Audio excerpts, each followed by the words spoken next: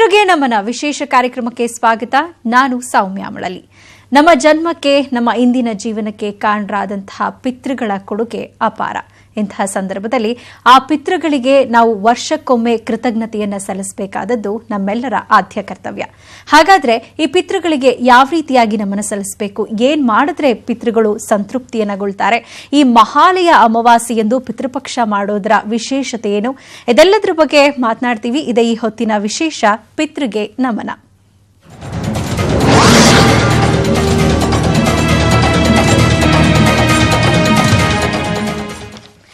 ಈ ಪಿತೃಪಕ್ಷದ ಹಿನ್ನೆಲೆ, ಆಚರಣೆ, ಪದ್ಧತಿ ಇದೆಲ್ಲದರ ಬಗ್ಗೆ ಮಾತನಾಡೋದಕ್ಕೆ ಗುರುಗಳು ಕೂಡ ನಮ್ಮ ಜೊತೆ ನಮ್ಮ ಸ್ಟುಡಿಯೋದಲ್ಲಿ ಜಾಯ್ನ್ ಆಗಿದ್ದಾರೆ. ಮೊದಲಿಗೆ ಹರೀಶ್ ಶಾಸ್ತ್ರಿ ಗುರುಜಿ, ಜ್ಯೋತಿಷಿಗಳು ಹಾಗೆ ಆಧ್ಯಾತ್ಮ ಚಿಂತಕರಾಗಿರುವಂತಹ ಹರೀಶ್ ಶಾಸ್ತ್ರಿ ಗುರುಜಿ ಅವರು ನಮ್ಮ ಜೊತೆ ಕಾರ್ಯಕ್ರಮದಲ್ಲಿದ್ದಾರೆ. ಗುರುಜಿ, ನಿಮಗೆ ಕಾರ್ಯಕ್ರಮಕ್ಕೆ ಸ್ವಾಗತ. ನಮಸ್ಕಾರ. ಇನ್ನೊಬ್ಬರು ಆಧ್ಯಾತ್ಮ ಚಿಂತಕರಾಗಿರುವಂತಹ ವಿದ್ಯಾಶಂಕರ್ ಗುರುಜಿ ಅವರಿದ್ದಾರೆ. ಗುರುಜಿ, ನಿಮಗೂ ಕೂಡ ಕಾರ್ಯಕ್ರಮಕ್ಕೆ ಸ್ವಾಗತ. ನಮಸ್ಕಾರ.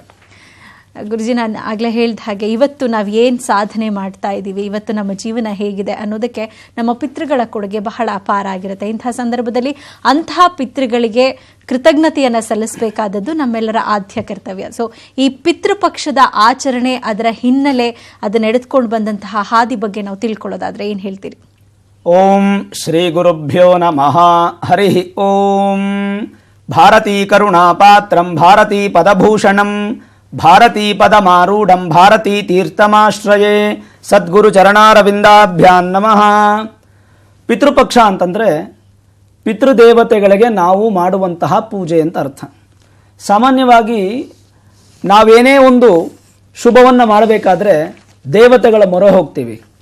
ಆದರೆ ಪಿತೃಗಳ ಮೊರೆ ಯಾಕೆ ಹೋಗಬೇಕು ಅಂತಂದರೆ, ಪಿತೃಗಳ ಅನುಗ್ರಹ ನಮಗಿದ್ರೆ ಭಗವಂತ ಕೊಟ್ಟಾಗ ಎರಡು ಕೈಯಲ್ಲಿ ನಾವು ತಗೊಳ್ಳೋಕ್ಕಾಗತ್ತೆ. ಆದರೆ ಪಿತೃದೇವರ ಆಶೀರ್ವಾದವನ್ನು ನಮಗೆ ಕೊಟ್ಟರೆ ಎರಡು ಕೈಯಲ್ಲಿ ತಗೊಳ್ಳಿಕ್ಕಾಗಲ್ವಂತೆ, ಅಷ್ಟು ತೃಪ್ತಿಯಿಂದ ಕೊಡ್ತಾರೆ ನಮಗೆ. ಹಾಗಾಗಿ ಮಹಾಲಯ ಅಮಾವಾಸ್ಯೆ ಮತ್ತು ಈ ಪಿತೃಪಕ್ಷ ಅಂತ ಏನು ಹೇಳ್ತೀವಿ, ಮಾಸಾದಿ ಪಂಚಮಾಸಗಳು ಅಂದರೆ ಆಷಾಢ ಮಾಸ ನಂತರ ಆಷಾಢ ಮಾಸದ 2 ಮಾಸಗಳು ಮತ್ತು ಶ್ರಾವಣ ಮಾಸದ 2 ಪಕ್ಷಗಳು ಅಂತ ಏನು ಹೇಳ್ತೀವಿ. ಈ 2 ಪಕ್ಷ ಮುಗಿದ ನಂತರ ಭಾದ್ರಪದ ಮಾಸ, ಶುಕ್ಲ ಪಕ್ಷ, ಈ 5 ಪಕ್ಷಗಳು ಮುಗಿದ ನಂತರ ತದನಂತರವಾಗಿ ಬರ್ತಕ್ಕಂಥದ್ದು ಭಾದ್ರಪದ ಮಾಸ ಕೃಷ್ಣ ಪಕ್ಷದಲ್ಲಿ ಪ್ರಾರಂಭ ಆಗುತ್ತೆ ಪಾಡ್ಯದಿಂದ ಈ ಪಿತೃಪಕ್ಷ ಅನ್ನುವಂಥದ್ದು. ಇದು ಇವತ್ತು ಕೊನೆಯ ದಿನ ಮಹಾಲಯ ಅಮಾವಾಸ್ಯೆ. ಈ ಮಹಾಲಯ ಅಮಾವಾಸ್ಯೆಯಲ್ಲಿ ನಮ್ಮ ಜನ್ಮಕ್ಕೆ ಕಾರಣರಾಗಿರ್ತಕ್ಕಂಥ ಮತ್ತು ನಮ್ಮ ಏಳಿಗೆಗೆ ಕಾರಣರಾಗಿರ್ತಕ್ಕಂಥ ಪ್ರತಿಯೊಬ್ಬ ತಂದೆ ತಾಯಿಗಳು ತಮ್ಮ ಮಕ್ಕಳು ಚೆನ್ನಾಗಿರಲಿ, ಅವರು ತೃಪ್ತಿಯಾಗಿರಲಿ, ಒಳ್ಳೆ ಜೀವನವನ್ನು ಅವರು ಅನುಭವಿಸಲಿ ಅಂತ ಬಹಳಷ್ಟು ಕಷ್ಟಪಟ್ಟು ನಮ್ಮನ್ನ ಒಂದು ದಾರಿಗೆ ತಂದಿರ್ತಾರೆ. ಅಂಥ ಹಿರಿಯರಿಗೆ ನಮನವನ್ನು ಹೇಳುವಂಥ ದಿನ, ಅಂಜಲಿಯನ್ನ ಕೊಡುವಂಥ ದಿನ, ತಿಲ ತರ್ಪಣವನ್ನ ಕೊಡುವಂಥ ದಿನ, ಜೊತೆಗೆ ಪಿತೃಗಳಿಗೆ ಪೂಜೆ ಮಾಡುವಂಥ ದಿನ ಈ ಮಹಾಲಯ ಅಮಾವಾಸ್ಯೆ ಅಂತ ಹೇಳ್ತೀವಿ. ಹಾಗಾಗಿ ಮಹಾಲಯ ಅಮಾವಾಸ್ಯೆ ವರ್ಷಕ್ಕೆ ಒಮ್ಮೆ ಮಾತ್ರ ಬರುತ್ತೆ. 364 ದಿನಗಳು ನಮ್ಮ ಸ್ವಾರ್ಥಕ್ಕೋಸ್ಕರ ನಾವು ಬದುಕ್ತಾ ಇರ್ತೀವಿ. ಕೇವಲ ಒಂದೇ ಒಂದು ದಿನ ಮಾತ್ರ ನಾವು ಪಿತೃಗಳನ್ನು ನಮಿಸೋದ್ರಿಂದ, ಪಿತೃಗಳನ್ನು ಪೂಜೆ ಮಾಡೋದ್ರಿಂದ ನಮ್ಮ ಮುಂದಿನ ಜೀವನ, ಸಂತಾನ ಆಗ್ಬೋದು, ವಿವಾಹ ಆಗ್ಬೋದು, ಇತ್ಯಾದಿಗಳು ಎಲ್ಲಕ್ಕೂ ಕೂಡ ಅನುಕೂಲ ಆಗುತ್ತೆ. ಇದರ ಹಿನ್ನೆಲೆ ಬಹಳಷ್ಟು ಇದೆ. ಭಾರತೀಯ ಸಂಸ್ಕೃತಿ, ಸಂಪ್ರದಾಯ, ಹಲವಾರು ವಿವಿಧತೆಯಲ್ಲಿ ಏಕತೆಯನ್ನು ಕಂಡಂತ ಈ ಭವ್ಯ ಭಾರತದಲ್ಲಿ, ಪ್ರಾಯಶಃ ಪ್ರಪಂಚದಲ್ಲೆಲ್ಲೂ ಕೂಡ ಇಲ್ಲ, ಭಾರತ ದೇಶದಲ್ಲಿ ಮಾತ್ರ ಈ ಮಹಾಲಯ ಅಮಾವಾಸ್ಯೆ ಪಿತೃಗಳ ಪೂಜೆ ಅಂತದ್ದು ಭವ್ಯವಾಗಿ ಶ್ರದ್ಧೆಯಿಂದ. ಯಾಕಂದ್ರೆ ಶ್ರಾದ್ದ ಅಂದ್ರೆ ಏನು? ಶ್ರದ್ಧಾಯಾಮ್ ಕರ್ಮಣಿ ಇತಿ ಶ್ರಾದ್ದ ಅಂತ. ಶ್ರದ್ಧೆಯಿಂದ ನಾವು ಮಾಡುವಂತಹ ಪಿತೃಗಳಿಗೆ ಪೂಜೆಯನ್ನ ಶ್ರಾದ್ದ ಅಂತ ಕರಿತೀವಿ. ಅಂತಹ ವಿಶೇಷವಾದ ಕರ್ತವ್ಯವನ್ನ ಒಂದು ದಿನ ನಾವು ವರ್ಷದಲ್ಲಿ ಆಚರಣೆ ಮಾಡೋದ್ರಿಂದ ನಮ್ಮ ಜೀವನ ಸುಖಮಯವಾಗಿರುತ್ತೆ. ಹಾಗಾಗಿ ನದಿ ಸ್ನಾನ, ಸಂಗಮ ಸ್ನಾನ, ಸಮುದ್ರ ಸ್ನಾನ, ಈ 3 ಸ್ನಾನವನ್ನ ಮಾಡಿ ಆ ಸ್ಥಳದಲ್ಲಿ ಈ ಒಂದು ಪಿತೃ ಕಾರ್ಯವನ್ನು ಮಾಡಬೇಕು ಅಂತ ಶಾಸ್ತ್ರ ಹೇಳುತ್ತೆ. ಸಂಪ್ರದಾಯಗಳು, ಹಲವಾರು ಪದ್ಧತಿಗಳನ್ನು ಒಳಗೊಂಡಂತ ನಮ್ಮ ಭಾರತ ದೇಶದಲ್ಲಿ ಅವರವರ ಪದ್ಧತಿಯಂತೆ ಮನೆಗಳಲ್ಲಿ ದೇವತೆಯನ್ನು ಸ್ಮರಣೆ ಮಾಡಿ, ಗಂಗೆಯನ್ನು ಪ್ರಾರ್ಥನೆ ಮಾಡಿ, ಶುದ್ಧಿ ಮಾಡಿಕೊಂಡು ನಿಮ್ಮ ಪಿತೃಗಳಿಗೆ ಪೂಜೆ ಮಾಡಿ, ಎಷ್ಟು ಸಾಧ್ಯವಾಗುತ್ತೋ ಅಷ್ಟು ದಾನವನ್ನು ಮಾಡಿ. ಅದರಿಂದ ಭಗವಂತ ತೃಪ್ತಿ ಪಡ್ತಾನೆ, ನಿಮ್ಮ ಪಿತೃಗಳು ತೃಪ್ತಿ ಪಡ್ತಾರೆ, ಉತ್ತಮವಾದ ಜೀವನವನ್ನ ಕಾಣಬಹುದು. ಇದೆಲ್ಲ ಮಹಾಲಯ ಅಮಾವಾಸ್ಯೆ ಚರಿತ್ರೆ ಅಂತ ನಾವು ವಿಶೇಷವಾಗಿ ಹೇಳ್ಬೋದು. ಓಕೆ ಗುರುಜಿ, ಇನ್ನು ನಾವು ಮಹಾಲಯ ಅಮಾವಾಸ್ಯೆ ಎಂದು ಈ ಪಿತೃಪಕ್ಷದ ವಿಶೇಷತೆ ಬಗ್ಗೆ ತಿಳ್ಕೊಳ್ತಾ ಇದ್ವಿ. ಗುರುಜಿ, ನೀವೇನ್ ಹೇಳ್ತೀರಿ ಅಂದ್ರೆ ಇದರ ಆಚರಣೆ ಹೇಗೆ ಮಾಡಬಹುದು ಅಂತ? ಯಾಕಂದ್ರೆ ದಿನದಿಂದ ದಿನಕ್ಕೆ ನಮ್ಮ ಆಚರಣೆಗಳು, ಪದ್ಧತಿಗಳು ಬದಲಾಗ್ತಾ ಹೋಗ್ತಾ ಇದೆ, ತುಂಬಾ ಮಾಡರ್ನೈಸ್ ಆಗ್ತಾ ಇದೆ. ಹಿಂದಿನ ಕಾಲದಲ್ಲಿ ಮಾಡ್ತಾ ಇದ್ದಂತಹ ಪದ್ಧತಿಗಳನ್ನ ಈಗಲೂ ಕೂಡ ಮಾಡ್ತೀವಿ ಅಂದಾಗ ಎಷ್ಟೋ ಜನ ಯುವ ಪೀಳಿಗೆಗೆ ಅದು ಗೊತ್ತಿರೋದಿಲ್ಲ, ಅದನ್ನ ಆಚರಣೆ ಮಾಡೋದಕ್ಕೂ ಬರೋದಿಲ್ಲ. ಸೊ ಇಂದಿನ ಕಾಲದಲ್ಲಿ ಎಷ್ಟರ ಮಟ್ಟಿಗೆ ನಾವು ಅದನ್ನ ಆಚರಣೆ ಮಾಡೋದ್ರಿಂದಾಗಿ ನಮ್ಮ ಪಿತೃಗಳನ್ನ ಸಂತೃಪ್ತಿ ಪಡಿಸಬಹುದು ಅಂತ? ನೋಡಿ, ಕಾಲ ನಾವು ಎಷ್ಟೇ ಮಾಡರ್ನೈಸ್ ಮಾಡ್ಕೊಂಡು ನಮ್ಮ ಜೀವನವನ್ನ ಎಷ್ಟೇ ಮಾಡರ್ನ್ ಆಗಿ ಮಾಡ್ಕೊಂಡು ಹೋದ್ರು ಕೆಲವೊಂದು ಪದ್ಧತಿಗಳನ್ನ ನಾವು ಏನೇ ಮಾಡ್ಲಿ ನಮ್ಗೆ ಅದು ಬ್ಲಡ್ ಫೀಡಿಂಗ್ ಆಗೋಗ್ಬಿಟ್ಟಿದೆ. ಅದನ್ನ ನಾವು ಖಂಡಿತ ಬದಲಾಯಿಸ್ಕೊಳ್ಳಿಕ್ಕೆ ಸಾಧ್ಯವೇ ಇಲ್ಲ.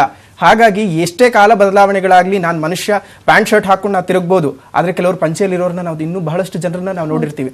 ಕಾಲ ಏನೇ ಇದ್ರೂ ಸಹ ನಾವು ಮಾಡುವಂತಹ ಆಚರಣೆಗಳಲ್ಲಿ ಕೆಲವೊಂದು ಬದಲಾವಣೆಗಳನ್ನ ನಾವು ಮಾಡ್ಕೊಳ್ಳೇಬೇಕಾಗತ್ತೆ. ಯಾಕಂದ್ರೆ ಕಾಲಕ್ಕೆ ತಕ್ಕಂಗೆ, ದೇಶಕ್ಕೆ ತಕ್ಕ ಹಾಗೆ ಕೆಲವೊಂದು ಬದಲಾವಣೆಗಳನ್ನ ನಾವು ಮಾಡ್ಕೊಳ್ಳೋದು ಸಹಜ. ಇನ್ನು ಈ ಪಿತೃಪಕ್ಷದ ಆರಂಭ ಹೇಗಾಯ್ತು ಅನ್ನೋದನ್ನ ಒಂದು ತುಂಬಾ ಹಿಂದೆ ಮೂಲಗಳ ಪ್ರಕಾರ ನೋಡೋದಾದ್ರೆ, ಹಿಂದಿನ ಕಾಲಗಳಲ್ಲಿ ಏನಾಗ್ತಿತ್ತು, ವಾನಪ್ರಸ್ಥಾಶ್ರಮಕ್ಕೆ ಹೋಗ್ತಿದ್ರು. ವಾನಪ್ರಸ್ಥಾಶ್ರಮ ಅಂತ ಹೇಳಿದ್ರೆ ನನ್ನ ಜೀವನದ ಎಲ್ಲಾ ಕೈಂಕರ್ಯಗಳು ಮುಗಿದು ಹೋಗ್ಬಿಟ್ಟಿದೆ, ಇನ್ನು ನಾನು ಯಾವುದೇ ರೀತಿಯ ನನಗೆ ಜವಾಬ್ದಾರಿಗಳಿಲ್ಲ ಅನ್ಬೇಕಾದ್ರೆ ಏನ್ ಮಾಡ್ತಿದ್ರು, ಕಾಡುಗಳಲ್ಲಿ ಹೋಗಿ ಪರ್ಣಕುಟೀರಗಳನ್ನ ಮಾಡ್ಕೊಂಡು ಅಲ್ಲಿ ಗೆಡ್ಡೆ ಗೆಣಸುಗಳನ್ನ ತಿನ್ಕೊಂಡು ಜೀವನ ಮಾಡ್ತಕ್ಕಂಥದ್ದನ್ನ ವಾನಪ್ರಸ್ಥಾಶ್ರಮ ಅಂತ ಕರೀತಾರೆ. ಅಂತಹ ಸ್ಥಳಗಳಿಗೆ ಮಕ್ಕಳು ವರ್ಷಕ್ಕೊಮ್ಮೆ ಹೋಗಿ ಅವ್ರು ಇಷ್ಟಪಟ್ಟಂತಹ ತಿಂಡಿ ತಿನಿಸುಗಳಾಗಬಹುದು, ವಸ್ತ್ರಗಳಾಗಬಹುದು, ಒಡವೆಗಳಾದ್ರೂ ಆಗಬಹುದು, ಅದನ್ನ ಕೊಟ್ಟು ಬರುವಂತಹ ಒಂದು ಕೆಲಸಗಳು ನಡೀತಿತ್ತು. ಅದನ್ನು ಸಹ ಪಿತೃ ಕಾರ್ಯಗಳು ಅಂತ ನೋಡ್ಕೊಂಡು ಬಂದ್ರು. ಆ ನಂತರ ಈ ಪಿತೃ ಕಾರ್ಯಗಳನ್ನ ನೋಡ್ಕೊಂಡು ಬರೋದಾದ್ರೆ, ಈ ಪಿತೃಲೋಕ ಎಲ್ಲಿದೆ ಅಂತ ಹೇಳಿದ್ರೆ ಭೂಲೋಕ ಮತ್ತು ಸ್ವರ್ಗಲೋಕದ ಮಧ್ಯದಲ್ಲಿದ್ದಾವೆ. ಈ ಕಡೆ ಭೂಲೋಕಕ್ಕೂ ಸಂಬಂಧ ಪಡೋದಿಲ್ಲ, ಈ ಕಡೆ ಸ್ವರ್ಗಲೋಕಕ್ಕೂ ಸಂಬಂಧ ಪಡೋದಿಲ್ಲ. ಇದು ಪಿತೃಲೋಕ ಮಧ್ಯದಲ್ಲಿ ಇರೋದ್ರಿಂದ ಏನಾಗುತ್ತೆ, ಅಲ್ಲಿ ನಮ್ಮ ಪೂರ್ವಿಕರು ವಾಸ ಮಾಡ್ತಾರೆ ಅನ್ನೋದು ನಮ್ಮ ನಂಬಿಕೆ. ನಮ್ಗೆ ಯಾವುದೇ ಆಗ್ಬೋದು, ನಮ್ಮ ಜೀವನದಲ್ಲಿ ಹಣ, ಐಶ್ವರ್ಯ, ಕೀರ್ತಿ, ಪ್ರತಿಷ್ಠೆ ಅಥವಾ ಜೀವನದಲ್ಲಿ ನೆಮ್ಮದಿ ಏನೂ ಇಲ್ಲದೆ ಇದ್ರೂ ಸಹ ಜೀವನದಲ್ಲಿ ಒಂದು ನೆಮ್ಮದಿ ಅನ್ನೋದು ಬೇಕಾಗತ್ತೆ. ನೆಮ್ಮದಿ ಇಲ್ಲದೆ ಇರೋ ಜೀವನ ಇಟ್ಕೊಂಡು ನಾನು ಎಂತಹ ಉತ್ತಮವಾದ ರತ್ನಗಂಬಳಿ ಹೊತ್ಕೊಂಡು ಮಲ್ಕೊಂಡ್ರು ನನಗೆ ನಿದ್ದೆ ಬರೋದಿಲ್ಲ. ಮನುಷ್ಯನಿಗೆ ಅಲ್ಟಿಮೇಟ್ ಆಗಿ ಬೇಕಾಗಿರೋದು ಹೊಟ್ಟೆ ತುಂಬಾ ಊಟ, ಕಣ್ಣು ತುಂಬಾ ನಿದ್ದೆ, ಇರೋಕ್ಕೊಂದು ಶೆಲ್ಟರ್ ಅಷ್ಟೇ. ಅಷ್ಟು ಬಿಟ್ಟು ಬೇರೆ ಇನ್ನೇನು ಬೇಕಾಗಿಲ್ಲ. ಎಷ್ಟೋ ಜನ ಅದಕ್ಕೂ ಕಷ್ಟಪಡ್ತಿರ್ತಾರೆ. ಹಾಗಾಗಿ ಕೆಲವೊಂದು ನಾವು ಹೇಳ್ಬೋದು ಪಿತೃಶಾಪಗಳಿದೆ ಅಂತ ಹೇಳ್ಬಹುದು. ಹಾಗಂತ ಕಷ್ಟಪಡ್ತಿರೋರು ಎಲ್ರಿಗೂ ಪಿತೃಶಾಪ ಇದೆ ಅಂತ ಹೇಳಲಿಕ್ಕೆ ಸಾಧ್ಯ ಆಗೋದಿಲ್ಲ. ಕೆಲವೊಮ್ಮೆ ಅವ್ರಿಗೆ ಗೊತ್ತೇ ಇರೋದಿಲ್ಲ, ಅವರ ಮನೆಯಲ್ಲಿ ಯಾರೋ ಅಪ್ಪ ಏನ್ ಮಾಡಿರ್ತಾರೆ, ತನ್ನ ಮನೆ ಬಿಟ್ಟು ಹೊರಟೋಗ್ಬಿಟ್ಟಿರ್ತಾರೆ, ಅವ್ರು ಬದುಕಿರ್ತಾರೋ ಸತ್ತಿರ್ತಾರೋ ಗೊತ್ತಿರೋದಿಲ್ಲ. ಅಂತಹ ಕೆಲಸಕ್ಕೆ ಎಷ್ಟೋ ಜನ ಆತರ ಸಂದರ್ಭ ಸಿಕ್ಕಾಕೊಂಡು ತುಂಬಾ ಒದ್ದಾಡ್ತಿರ್ತಾರೆ. ಅವ್ರು ಬದುಕಿದ್ದಾರೆ ಅನ್ನೋದು ಗೊತ್ತಾಗೋದಿಲ್ಲ, ಸತ್ತಿದ್ದಾರೆ ಅನ್ನೋದು ಗೊತ್ತಾಗೋದಿಲ್ಲ. ಇನ್ನು ಎಷ್ಟೋ ಜನ ಯಾವಾಗ ಸತ್ತಿದ್ದಾರೆ ಅನ್ನೋದೇ ಗೊತ್ತಿರೋದಿಲ್ಲ. ಅಂತಹ ಸಂದರ್ಭದಲ್ಲಿ ಏನ್ ಮಾಡ್ತಾರೆ, ಈ ಪಿತೃಪಕ್ಷದ ಅಮಾವಾಸ್ಯೆ ದಿನ ಇದನ್ನ ಸರ್ವಪಿತೃ ಅಮಾವಾಸ್ಯೆ ಅಂತಾನೂ ಸಹ ಕರೀತಾರೆ. ಮಹಾಲಯ ಅಮಾವಾಸ್ಯೆ, ಸರ್ವಪಿತೃ ಅಮಾವಾಸ್ಯೆ ಅಂತಾನೂ ಸಹ ಈ ಅಮಾವಾಸ್ಯೆಗೆ ಹೆಸರುಂಟು. ಹೀಗಾಗಿ ಯಾರಿಗೆ ಯಾವಾಗ ಹೋಗಿದ್ದಾರೆ ಗೊತ್ತಿಲ್ಲ, ಅಥವಾ ಕೆಲವೊಮ್ಮೆ ಗೊತ್ತಿದ್ರೂ ಸಹ ಮಾಡೋಕ್ ಸಾಧ್ಯ ಆಗೋದಿಲ್ಲ. ಯಾವುದೋ ಬೇರೆ ಅವರು ಈಗಿನ ಕಾಲಾನುಕ್ರಮದಲ್ಲಿ ಆಫೀಸು ಅದು ಇದು ಅಂತ ಅನ್ಕೊಂಡು ಮಾಡೋಕ್ ಸಾಧ್ಯ ಆಗಿರೋದಿಲ್ಲ. ಹಾಗಾಗಿ ಈ ಅಮಾವಾಸ್ಯೆಯ ದಿವಸ ತಿಥಿಗಳನ್ನ ಮಾಡೋದು, ಶ್ರಾದ್ದಗಳನ್ನ ಮಾಡೋದು, ತರ್ಪಣಗಳನ್ನ ಕೊಡೋದು, ಪಿಂಡ ಪ್ರದಾನ ಮಾಡೋದು, ದಾನಗಳನ್ನ ಮಾಡೋದು. ಎಸ್ಪೆಷಲಿ ಈ ಅಮಾವಾಸ್ಯೆಯಲ್ಲಿ ದಾನಗಳಿಗೆ ಬಹಳ ಶ್ರೇಷ್ಠವಾದಂತಹ ಒಂದು ಬಹಳ ಮಹತ್ವ ಇದೆ. ಯಾಕೆ ಅಂತ ಹೇಳಿದ್ರೆ, ಮಹಾಭಾರತದ ಒಂದು ಉಲ್ಲೇಖ. ಕರ್ಣ ಹತನಾದ ನಂತರ ಅವನು ಸ್ವರ್ಗಲೋಕವಾಸಿಗೆ ಹೋಗ್ತಾ ಇರ್ತಾನೆ. ಅವನಿಗೆ ತಿನ್ನೋದಕ್ಕೆ ಏನು ಸಿಕ್ಕೋದಿಲ್ಲ. ಎಲ್ಲಿ ನೋಡಿದ್ರು ಬರೀ ಚಿನ್ನ, ಬೆಳ್ಳಿ, ಒಡವೆಗಳು ಇದೇ ಕಾಣಿಸ್ಕೊಂಡು ಬರ್ತಾ ಇರುತ್ತೆ. ಆ ಕರ್ಣನಿಗೆ ಬಹಳ ಬೇಸರ ಆಗೋಗುತ್ತೆ. ಎಲ್ಲಿ ನೋಡಿದ್ರು ನನಗೆ ತಿನ್ನೋಕೆ ಒಂದು ಅನ್ನ ಸಿಗ್ತಾ ಇಲ್ವಲ್ಲ ಅಂತ ಯಮದೇವರನ್ನ ಕೇಳಿದಾಗ ಯಮದೇವರು ಹೇಳ್ತಾರೆ, ನಿನ್ನ ಪಿತೃದೇವತೆಗಳಿಗೆ ನೀನು ಇದನ್ನೆಲ್ಲ ನೀವು ದಾನವನ್ನ ಮಾಡಿದರೆ ನಾನು ನಿನಗೆ ಅನ್ನ ಕೊಡ್ತೀನಿ ಅಂತ ಹೇಳ್ತಾನೆ. ಹಾಗಾಗಿ ಅವನು ವರ್ಷಕ್ಕೊಮ್ಮೆ ಬಂದು ತನ್ನಲ್ಲಿರ್ತಕ್ಕಂಥ ಒಡವೆ, ವಸ್ತ್ರಗಳು ಎಲ್ಲವನ್ನು ದಾನ ಮಾಡಿ ಹೋಗ್ತಾನೆ ಅಂತ ಒಂದು ಮಾತಿದೆ. ಹಾಗಾಗಿ ಈ ಸಂದರ್ಭದಲ್ಲಿ ಕರ್ಣ ನನ್ನ ರೂಪದಲ್ಲೂ ಬರಬಹುದು, ಹರಿಶಾಸ್ತ್ರಿಯವರ ರೂಪದಲ್ಲೂ ಬರಬಹುದು, ನಿಮ್ಮ ರೂಪದಲ್ಲೂ ಬರಬಹುದು. ಯಾರ ರೂಪದಲ್ಲಿ ಬರ್ತಾನೆ ಹೇಳಲಿಕ್ಕೆ ಸಾಧ್ಯ ಆಗೋದಿಲ್ಲ. ದಾನವನ್ನ ಕೊಡ್ತಕ್ಕಂಥದ್ದು. ಯಾಕಂದ್ರೆ ಅವನು ಆಗ್ಲೇ ಸತ್ತು ಲಕ್ಷ ವರ್ಷಗಳಾಗ್ಬಿಟ್ಟಿದೆ. ಕೆಲವೊಂದು ಬುದ್ಧಿಜೀವಿಗಳು ಕೇಳ್ತಾರೆ ಪ್ರಶ್ನೆಗಳನ್ನ, ಅವನು ಎಲ್ಲೋ ಸತ್ತು ಹೋಗಿದ್ದಾನೆ, ಅವನು ಎಷ್ಟೋ ಜನ ಸ್ವರ್ಗ ಅಂದ್ರೆ ಏನು ಅಂತ ಗೊತ್ತಿರೋದಿಲ್ಲ, ನರಕ ಅಂದ್ರೆ ಏನು ಗೊತ್ತಿರೋದಿಲ್ಲ, ವ್ಯಾಪ್ತಿ, ಅವರ ಬದುಕಿನ ವ್ಯಾಪ್ತಿ ಅನ್ನೋದು ಗೊತ್ತಿರಲ್ಲ, ವಿಪರೀತ ತಲಹರಟೆ ಮಾತುಗಳನ್ನ ಹೇಳ್ತಿರ್ತಾರೆ. ಹೌದು, ಯಾವ ರೂಪದಲ್ಲಿ ಬೇಕಾದ್ರೂ ಬರಬಹುದು. ಯಾಕಂದ್ರೆ ಮನುಷ್ಯನಿಗೆ 2 ಶರೀರಗಳಿರ್ತವೆ. ಒಂದು ಸೂಕ್ಷ್ಮ ಶರೀರ, ಇನ್ನೊಂದು ಸ್ಥೂಲ ಶರೀರ. ಸ್ಥೂಲ ಶರೀರ ಅಂದ್ರೆ ಈ ತರ ದೇಹ ಇಟ್ಕೊಂಡಿರುವಂತಹದ್ದು. ಸೂಕ್ಷ್ಮ ಶರೀರ ಅಂದ್ರೆ ನನ್ನ ಆತ್ಮ. ನನ್ನ ಆತ್ಮ ಯಾರಿಗೆ ಬೇಕಾದ್ರೂ ಪ್ರೇರೇಪಣೆಯನ್ನ ಮಾಡಿ ನಾನು ಮಾಡುವಂತ ಇಷ್ಟಪಡುವಂತಹ ಕೆಲಸವನ್ನು ನಾವು ಮಾಡಬಹುದು. ಎಷ್ಟೋ ಯತಿಗಳಿದ್ದಾರೆ, ಎಷ್ಟೋ ಗುರು ಪರಂಪರೆಗಳಲ್ಲಿ ನಾವು ನೋಡ್ಕೊಂಡೇ ಬರಬಹುದಾಗತ್ತೆ. ಯಾವ ಸೂಕ್ಷ್ಮ ಶರೀರವನ್ನ ಇಟ್ಕೊಂಡು ಜನಕ್ಕೆ ಲೋಕ ಕಲ್ಯಾಣವಾಗಿ ಮಾಡ್ಕೊಂಡು ಬರ್ತಾ ಇರುವಂತ ಕೆಲಸಗಳನ್ನ ನಾವು ನೋಡ್ಕೊಂಡೇ ಬರಬಹುದಾಗತ್ತೆ. ಈ ಅಮಾವಾಸ್ಯೆಯಲ್ಲಿ ದಾನದ ಮಹತ್ವ ಜೊತೆಗೆ ಪಿಂಡ ಪ್ರದಾನಗಳು, ತಿಲತರ್ಪಣಗಳು, ಇದೆಲ್ಲ ತುಂಬಾ ಮಹತ್ವನ ಒಳಗೊಂಡುತ್ತಾ ಬರುತ್ತೆ. ಜೊತೆಗೆ ಈ ಅಮಾವಾಸ್ಯೆಯಲ್ಲಿ ಎಷ್ಟೋ ಜನಕ್ಕೆ ಬಹಳಷ್ಟು ಡೌಟ್ಗಳು ಬಂದ್ಬಿಡತ್ತೆ. ನಾನು ಮದ್ವೆನೇ ಆಗಿಲ್ಲ, ನನಗೆ ನೆಕ್ಸ್ಟ್ ಇನ್ನ ಸತ್ತೋದ್ರೆ ಇನ್ಯಾರು ಮಾಡ್ತಾರೆ, ನನಗೆ ಮಕ್ಕಳಿಲ್ಲ, ನನಗಿನ್ ಯಾರು ಮಾಡ್ತಾರೆ, ಇದೆಲ್ಲ ಅನುಮಾನಗಳು ಬಹಳ ಉತ್ಪತ್ತಿ ಆಗ್ಬಿಡತ್ತೆ. ಎಷ್ಟೋ ಜನಕ್ಕೆ ಮದುವೆ ಆಗಿನೂ ಮಕ್ಕಳಿರೋದಿಲ್ಲ. ಎಷ್ಟೋ ಜನ ಪಾಪ ಬ್ರಹ್ಮಚಾರಿಣಿಯಾಗಿ ಉಳ್ಕೊಂಡ್ಬಿಡ್ತಾರೆ. ಅವರಿಗೆಲ್ಲ ಹೇಗೆ, ಅವರೆಲ್ಲ ಏನ್ ಮಾಡ್ಕೋಬಹುದು ಅನ್ನೋದನ್ನ ಈ ಕಾರ್ಯಕ್ರಮದಲ್ಲಿ ಪ್ರಧಾನ ಮತ್ತೆ ಈ ತರ್ಪಣಗಳನ್ನೆಲ್ಲ ಗಂಡು ಮಕ್ಕಳು ಮಾಡಿದ್ರೇನೆ ಪಿತೃಗಳು ಸಂತೃಪ್ತಿ ಆಗ್ತಾರೆ ಅನ್ನುವಂಥದ್ದು ಒಂದು ಭಾವನೆ ಇದೆ. ಇದನ್ನ ನಾನು ವೈಯಕ್ತಿಕವಾಗಿ ನಾನು ಒಪ್ಪೋದಿಲ್ಲ. ಆದ್ರೆ ಶಾಸ್ತ್ರ ಹೇಳುತ್ತೆ ಗಂಡು ಮಕ್ಕಳು ಮಾಡ್ಬೇಕು ಅಂತ ಹೇಳುತ್ತೆ. ಆದ್ರೆ ಅದಕ್ಕೊಂದು ಉದಾಹರಣೆಯನ್ನು ಸಹ ನಾನು ರಾಮಾಯಣದ ಒಂದು ಉಲ್ಲೇಖವನ್ನು ಸಹ ನಾನು ಕೊಡಬಲ್ಲೆ. ಇದು ದಶರಥ ಸತ್ತು ಹೋಗ್ಬಿಟ್ಟಿರ್ತಾನೆ. ರಾಮ ಲಕ್ಷ್ಮಣ ಮತ್ತು ಸೀತೆಗಳು ಆಶ್ರಮದಲ್ಲಿ ಇರ್ತಾರೆ. ಆಶ್ರಮದಲ್ಲಿ ಇದ್ದಂತಹ ಸಂದರ್ಭದಲ್ಲಿ ತಂದೆ ಕಾರ್ಯ ಮಾಡ್ಬೇಕಾಗತ್ತೆ. ರಾಮ ಮತ್ತು ಲಕ್ಷ್ಮಣ ಇಬ್ಬರು ಆ ಕಾರ್ಯಕ್ಕೆ ಬೇಕಾದಂತಹ ಒಂದು ಐಟಮ್ ಗಳನ್ನ ತಗೊಂಡ್ ಬರೋದಕ್ಕೆ ಹೋಗ್ತಾರೆ. ಅಂದ್ರೆ ಇವಾಗ ಐಟಮ್ ತಗೊಂಡ್ಬರಕ್ ಹೋಗ್ತಾರೆ ಅಂತ ಹೇಳಿದ್ರೆ ಶಾಪಿಂಗ್ ಮಾಲ್ ಅದೆಲ್ಲ ಇಲ್ಲ, ಅಲ್ಲೇ ಹೋಗ್ಬಿಟ್ಟು ಎಲ್ಲ ಹುಡುಕ್ಬೇಕು. ಕಾಡ್ನಲ್ಲಿ ಎಲ್ಲಿ ಸಿಗತ್ತೆ ಎಲ್ಲ ಪ್ರತಿಯೊಂದು ಹುಡುಕಿ ತಗೊಂಡ್ಬರೋಷ್ಟ್ರಲ್ಲಿ ತಡ ಆಗ್ತದೆ. ಮಾಡಿಸುವಂತಹ ಬ್ರಾಹ್ಮಣ ಬಂದಿದ್ದ. ಅಷ್ಟರಲ್ಲಿ ದಶರಥನ ಆತ್ಮ ಆವಾಹನೆಯಾಗಿ ಹೋಗುತ್ತೆ. ನನಗೆ ಪಿಂಡ ಪ್ರದಾನ ಮಾಡು, ನಾನು ಹೋಗ್ಲೇಬೇಕು ನಾನು ಅಂತ ಹಠ ಮಾಡುತ್ತೆ. ಆಗ ಸೀತೆ ನಾನು ಹೆಂಗ್ಸು, ನಾನು ಹೇಗೆ ಮಾಡೋದಕ್ಕೆ ಸಾಧ್ಯ ಆಗುತ್ತೆ, ಸಾಧ್ಯನೇ ಇಲ್ಲ ಅಂತ ಹೇಳ್ತಾಗ ದಶರಥನ ಆತ್ಮ ಒಪ್ಪೋದಿಲ್ಲ. ಇಲ್ಲ, ಮಾಡಿಸುವಂತ ಬ್ರಾಹ್ಮಣ ಇಲ್ಲೇ ಇದ್ದಾನೆ, ಸರಿಯೂ ನದಿ ಇಲ್ಲೇ ಹರಿತಿದೆ, ಅದರ ಮರಳನ್ನೇ ತೆಗಿ, ನನಗೆ ಪಿಂಡಗಳನ್ನಾಗಿ ಮಾಡು, ಉಂಡೆಗಳನ್ನಾಗಿ ಮಾಡಿ ನನಗೆ ತರ್ಪಣಗಳನ್ನು ಕೊಡು, ನಾನು ಒಪ್ಕೊಳ್ತೀನಿ, ಸ್ವೀಕಾರ ಮಾಡ್ತೀನಿ, ನನ್ನನ್ನೆಲ್ಲ ಲೋಕಕ್ಕೆ ಹೋಗ್ತೇನೆ ಅಂತ ದಶರಥನ ಆತ್ಮ ಹೇಳುತ್ತೆ. ಸರಿ ಅಂತ ಹೇಳಿ ಮಾಡಿಸುವವನು ಇದ್ದ, ಮಾಡೋದಕ್ಕೆ ಸೀತೆನೂ ಇದ್ಲು. ಸರಿ ಅಂತ ಹೇಳಿ ಸೀತೆ ಸ್ವತಃ ಪಿಂಡ ಪ್ರದಾನ ಮಾಡಿರ್ತಕ್ಕಂತಹ ಉಲ್ಲೇಖಗಳನ್ನ ನಾವು ರಾಮಾಯಣದಲ್ಲೂ ಸಹ ನಾವು ನೋಡಬಹುದಾಗತ್ತೆ. ಆ ನಂತರ ರಾಮ ಬರ್ತಾನೆ, ರಾಮ ಬಂದು ಕೇಳ್ತಾನೆ, ಇಲ್ಲ ಈ ತರ ಕೆಲಸಗಳಾಗಿದೆ ಅಂತ ಹೇಳಿದಾಗ ರಾಮ ಒಪ್ಪೋದಿಲ್ಲ.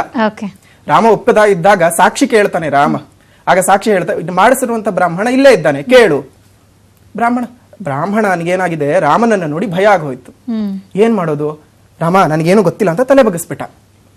ಸರಿ, ಮನುಷ್ಯ ತಪ್ಪು ಮಾಡ್ತಾನೆ, ಆದ್ರೆ ಪ್ರಕೃತಿ ಯಾವತ್ತೂ ಸುಳ್ಳು ಹೇಳಲಾರ್ದು. ಸರಿಯೂ ನದಿ ಅಲ್ಲೇ ಹರಿತಾ ಇದ್ದಾಳೆ, ಸರಿಯೂ ನದಿನ ಕೇಳು ಅಂತ ಸೀತೆ ರಾಮನನ್ನ ಹೇಳ್ತಾಳೆ. ಆಗ ಹೇಳಿದಾಗ ಸರಿಯೂ ನದಿನ ಕೇಳಿದಾಗ ಸರಿಯೂ ನದಿ ಹೇಳುತ್ತೆ, ರಾಮ ನನಗೂ ಏನು ಗೊತ್ತಿಲ್ಲ ರಾಮ. ಸರಿಯೂ ನದಿನ ಸಹ ಸುಳ್ಳು ಹೇಳ್ಬಿಡ್ತು. ಆ ನಂತರ ಅಲ್ಲಿ ಒಬ್ಬ ಗೊಲ್ಲ ಇದ್ದ. ಗೊಲ್ಲ ಬಂದು ರಾಮ ಇಲ್ಲಿ ಏನೋ ಕಾರ್ಯಕ್ರಮ ನಡೀತು ರಾಮ, ಆದ್ರೆ ಆ ಕಾರ್ಯಕ್ರಮದ ಹೆಸರೇನು ಅಂತ ನನಗೆ ಗೊತ್ತಿಲ್ಲ. ಏನೋ ಉಂಡೆಗಳನ್ನು ಇಟ್ಟಿದ್ರು, ಅದನ್ನ ತಗೊಂಡು ಹೋಗಿ ನದಿಗೆ ಹಾಕಿದ್ರು, ಈಕೆ ಮುಳುಗಿದ್ಲು, ಏನೇನೋ ಕಾರ್ಯಕ್ರಮ ನಡೆದಿದ್ದು ಸತ್ಯ, ಆದ್ರೆ ಏನ್ ಕಾರ್ಯಕ್ರಮ ಅಂತ ಹೆಸರು ನನಗೆ ಗೊತ್ತಿಲ್ಲ ಅಂತ ಆ ಗೊಲ್ಲ ಹೇಳಿದ. ಆಗ ಸೀತೆ ಬಹಳ ಸಂತುಷ್ಟಲಾದ್ಲು. ಜೊತೆಗೆ ರಾಮನಿಗೆ ತನ್ನ ತಪ್ಪು ಅರಿವಾಯ್ತು. ಯಾಕಂದ್ರೆ ತಪ್ಪು ಮಾಡೋದು ಮನುಷ್ಯನ ಸಹಜ ಲಕ್ಷಣ, ಆದ್ರೆ ಅರಿವು ಮಾಡ್ಕೊಳ್ಳೋದಿದೆಯಲ್ಲ ಅದು ಬಹಳ ದೊಡ್ಡ ಗುಣ. ಅರಿವಾಗತ್ತೆ. ಆಗ ಸೀತೆ ಕೋಪ ಬಂದಿದ್ರಿಂದ ಬ್ರಾಹ್ಮಣನಿಗೂ ಶಾಪ ಕೊಡ್ತಾಳೆ, ಕಲಿಯುಗದಲ್ಲಿ ನೀನು ನಿಕೃಷ್ಟನಾಗಿ ಬಾಳು ಅಂತ. ಸರಿಯೂ ನದಿಗೆ ನೀನು ಗುಪ್ತಗಾಮಿನಿಯಾಗಿ ಹೋಗು ಅಂತ ಹೇಳ್ತಾಳೆ. ಇವತ್ತಿಗೂ ಸಹ ಸರಿಯೂ ನದಿ ಎಲ್ಲಿ ಗುಪ್ತಗಾಮಿನಿಯಾಗಿದ್ದಾಳೋ, ಎಲ್ಲಿ ಹೊರಗೆ ಬರ್ತಾಳೋ ಕಂಡು ಹಿಡಿಯೋಕೆ ಸಾಧ್ಯವೇ ಆಗಿಲ್ಲ. ಮೂಲ ಸ್ಥಾನ ಬಿಟ್ಟು ಇನ್ನೆಲ್ಲಿದ್ದಾಳೆ ಅಂತ ನಾವು ಕಂಡು ಹಿಡಿಯೋದಕ್ಕೆ ಸಾಧ್ಯ ಇಲ್ಲ, ಯಾಕಂದ್ರೆ ಗುಪ್ತಗಾಮಿನಿಯಾಗಿ ಹೋಗ್ಬಿಟ್ಟಿದ್ದಾಳೆ. ಇನ್ನು ಗೊಲ್ಲನಿಗೆ ಒಂದು ವರ ಕೊಡ್ತಾಳೆ, ಕಲಿಯುಗದಲ್ಲಿ ನೀನು ಶ್ರೇಷ್ಠನಾಗಿ ಬಾಳು ಅಂತ. ಇವತ್ತಿಗೂ ಸಹ ತಿರುಪತಿನ ತಿಮ್ಮಪ್ಪನ ದೇವಸ್ಥಾನ ತೆಗೆಯೋದು ಗೊಲ್ಲರು. ಸೊ ಹಾಗಾಗಿ ಸೀತೆಯ ಒಂದು ಉಲ್ಲೇಖವನ್ನೇ ನಾವು ನೋಡಿರ್ಬೇಕಾದ್ರೆ ಹೆಂಗಸರು ಮಾಡಬಾರ್ದು ಅಂದ್ರೆ ಏನಂದ್ರೆ ಅವ್ರಿಗೆ ಋತು ಕಾರಣಗಳಿರುತ್ತವೆ. ಹಾಗಾಗಿ ಈತ ಕಾರ್ಯಕ್ರಮಗಳು ಈಗ ಗಂಡು ಮಕ್ಕಳು ಎಷ್ಟೋ ಜನಕ್ಕಿರಲ್ಲ, ಸೊ ಹೆಣ್ಣು ಮಕ್ಕಳು ಆ ಒಂದು ಪದ್ಧತಿಗಳನ್ನ ಮಾಡ್ಕೊಂಡು ಹೋಗಬಹುದು. ನಮ್ಮ ಮಾಜಿ ಪ್ರಧಾನಿಗಳು ದೇಹಾಂತ್ಯವಾದಾಗ, ವಾಜಪೇಯಿ ಅವರು ದೇಹಾಂತ್ಯವಾದಾಗ ಅಗ್ನಿಸ್ಪರ್ಶ ಮಾಡಿದ್ಯಾರು? ಮಾಡಿಸಬಹುದಾಗಿತ್ತು. ಮಾತಾಡ್ತೀನಿ ಗುರುಜಿ, ಮಾತಾಡ್ತೀನಿ ಇದ್ರ ಬಗ್ಗೆ ಮತ್ತಷ್ಟು. ಹೀಗೆ ವೀಕ್ಷಕರೇ, ಸಾಕಷ್ಟು ಗೊಂದಲಗಳಿರುತ್ತೆ ಆಚರಣೆ ಬಗ್ಗೆ, ನಿಮಗೂ ಕೂಡ ಸಾಕಷ್ಟು ಕನ್ಫ್ಯೂಷನ್ಗಳಿರುತ್ತೆ, ಇದ್ರ ಬಗ್ಗೆ ಸಾಕಷ್ಟು ಪ್ರಶ್ನೆಗಳು ಕೂಡ ಮೂಡ್ತಾ ಇರುತ್ತೆ. ನೀವು ಕೂಡ ನಮ್ಮ ಕಾರ್ಯಕ್ರಮಕ್ಕೆ ಕರೆ ಮಾಡಬಹುದು. ಪಿತೃಪಕ್ಷ ಆಚರಣೆಗೆ ಸಂಬಂಧಪಟ್ಟ ಹಾಗೆ ನಿಮ್ಮಲ್ಲಿ ಏನಾದರೂ ಗೊಂದಲಗಳಿದ್ರೆ, ಪ್ರಶ್ನೆಗಳಿದ್ರೆ ಗುರುಜಿ ಅವರಿಂದ ನೇರವಾಗಿ ಉತ್ತರವನ್ನ ಪಡ್ಕೊಳ್ಬಹುದು. ನಮ್ಮ ದೂರವಾಣಿ ಸಂಖ್ಯೆ ಸ್ಕ್ರೀನ್ ಮೇಲೆ ಡಿಸ್ಪ್ಲೇ ಆಗ್ತಾ ಇದೆ. ಆ ದೂರವಾಣಿ ಸಂಖ್ಯೆಗೆ ನೀವು ಕೂಡ ಕರೆ ಮಾಡಿ ಗುರುಜಿ ಜೊತೆ ಮಾತಾಡಬಹುದು. ನಾನು ಹೇಳ್ತಾ ಇದ್ದೆ, ನಿಮಗೂ ಕೂಡ ಪಿತೃಪಕ್ಷಕ್ಕೆ ಸಂಬಂಧಪಟ್ಟ ಹಾಗೆ ಏನಾದರೂ ಗೊಂದಲಗಳಿದ್ರೆ, ಆಚರಣೆಗಳ ಬಗ್ಗೆ ಏನಾದರೂ ಮಾಹಿತಿ ಬೇಕಾಗಿದ್ರೆ ನೀವು ನಮ್ಮ ಕಾರ್ಯಕ್ರಮ ಕರೆ ಮಾಡಬಹುದು ಅಂತ. ಅದೇ ರೀತಿಯಾಗಿ ಸಾಕಷ್ಟು ಕರೆಗಳು ಬರ್ತಾ ಇದೆ. ಗುರುಜಿಗೊಬ್ರು ಕಾಲರ್ ರೆಡಿ ಇದ್ದಾರೆ, ಅವ್ರನ್ನ ಮಾತಾಡ್ಸೋಣ. ಮುರಳೀಧರ್ ಅವರು ಬೆಂಗಳೂರಿಂದ ಕರೆ ಮಾಡಿದ್ದಾರೆ. ನಮಸ್ತೆ ಮುರಳೀಧರ್ ಅವರೇ. ನಮಸ್ಕಾರ ಮೇಡಮ್. ನಿಮ್ಮ ಪ್ರಶ್ನೆ ಏನು ಕೇಳಿ. ಹಲೋ. ಹಾ, ನಿಮ್ ಪ್ರಶ್ನೆ ಏನ್ ಕೇಳಿ. ಗುರುಜಿ ಅವರ ಹತ್ರ ಮಾತಾಡಿ ಗುರುಜಿ ಇದ್ದಾರೆ. ನಿಮ್ ಪ್ರಶ್ನೆ ಏನ್ ಕೇಳಿ. ಗುರುಜಿ ಅವರೇ ಹೇಳಿಪ್ಪ, ಏನ್ ಪ್ರಶ್ನೆ? ಇದು ನಾವು ಪಿತೃಪಕ್ಷದಲ್ಲೇ ಮಾಡ್ಬೇಕಾ, ಇಲ್ಲ ನಾವು ಸಬ್ಜೆಕ್ಟ್ ಡೇಟ್ ನಾವು ಮಾಡ್ಕೊಂಡು ಹೋಗ್ತಾ ಇದ್ವಿ. ಓಕೆ, ಅದಕ್ಕೆ ಪಿತೃಪಕ್ಷ ಟೈಮಲ್ಲೇ ಮಾಡ್ಬೇಕಾ, ಇಲ್ಲ ಸಬ್ಜೆಕ್ಟ್ ಡೇಟ್ ಮಾಡ್ಬೇಕಂತ ಕನ್ಫ್ಯೂಸ್ ನಮ್ಗೆ. ನೋಡಿ, ಸಂಪ್ರದಾಯಗಳನ್ನ ನಾವು ಯಾವುದು ಕೂಡ ಬಿಡೋ ಹಾಗಿಲ್ಲ. ಹಿಂದಿನಿಂದ ನಿಮ್ಮ ಪಿತೃಗಳು ಅಂದ್ರೆ ನಿಮ್ಮ ತಂದೆ ತಾಯಿ ಯಾವ ರೀತಿಯಂತ ಸಂಪ್ರದಾಯವನ್ನ ನಿಮ್ಮ ಮನೆಯಲ್ಲಿ ಮಾಡ್ಕೊಂಡ್ ಬಂದಿದಾರೋ ಅದನ್ನ ಮುಂದುವರಿಸಿ ಹೊಸ ಸಂಪ್ರದಾಯವನ್ನ ನೀವು ಬೆಳೆಸ್ಕೊಂಬೇಡಿ, ಹಳೆ ಸಂಪ್ರದಾಯವನ್ನ ಬಿಡಬೇಡಿ. ಹಾಗಾಗಿ ವರ್ಷದಲ್ಲಿ ದಿನದಲ್ಲಿ ಯಾವ ತಿಥಿಯಲ್ಲಿ ತೀರೋಗಿದಾರೋ ಅದೇ ತಿಥಿಯಲ್ಲಿ ಮಾಡುವಂಥದ್ದು ಬಹಳ ವಿಶೇಷ. ಆ ತಿಥಿ ಹಲವಾರು ಜನ ಮಾಡಲ್ಲ, ಗೊತ್ತಿರಲ್ಲ, ಅಂಥವ್ರಿಗೆ ಈ ಮಹಾಲಯ ಅಮಾವಾಸ್ಯೆ ಮತ್ತು ಪಿತೃಪಕ್ಷ ಅಂತ ಇದೆ. ಹಾಗಾಗಿ ವರ್ಷದ ಶ್ರಾದ್ದವನ್ನ ನೀವು ಮಾಡ್ತಾ ಇದ್ದಾಗ ಈ ಪಿತೃಪಕ್ಷ ಅವಶ್ಯಕತೆ ಇರೋಲ್ಲ. ಆದ್ರೂ ಮಹಾಲಯ ಅಮಾವಾಸ್ಯೆ ದಿನ ಏನಾದ್ರೂ ಒಂದು ದಾನ ಮಾಡೋದವ್ರ ಹೆಸರಲ್ಲಿ ಒಳ್ಳೇದಾಗುತ್ತಪ್ಪ, ಯಾವುದು ಸಂದೇಹ ಬೇಡ.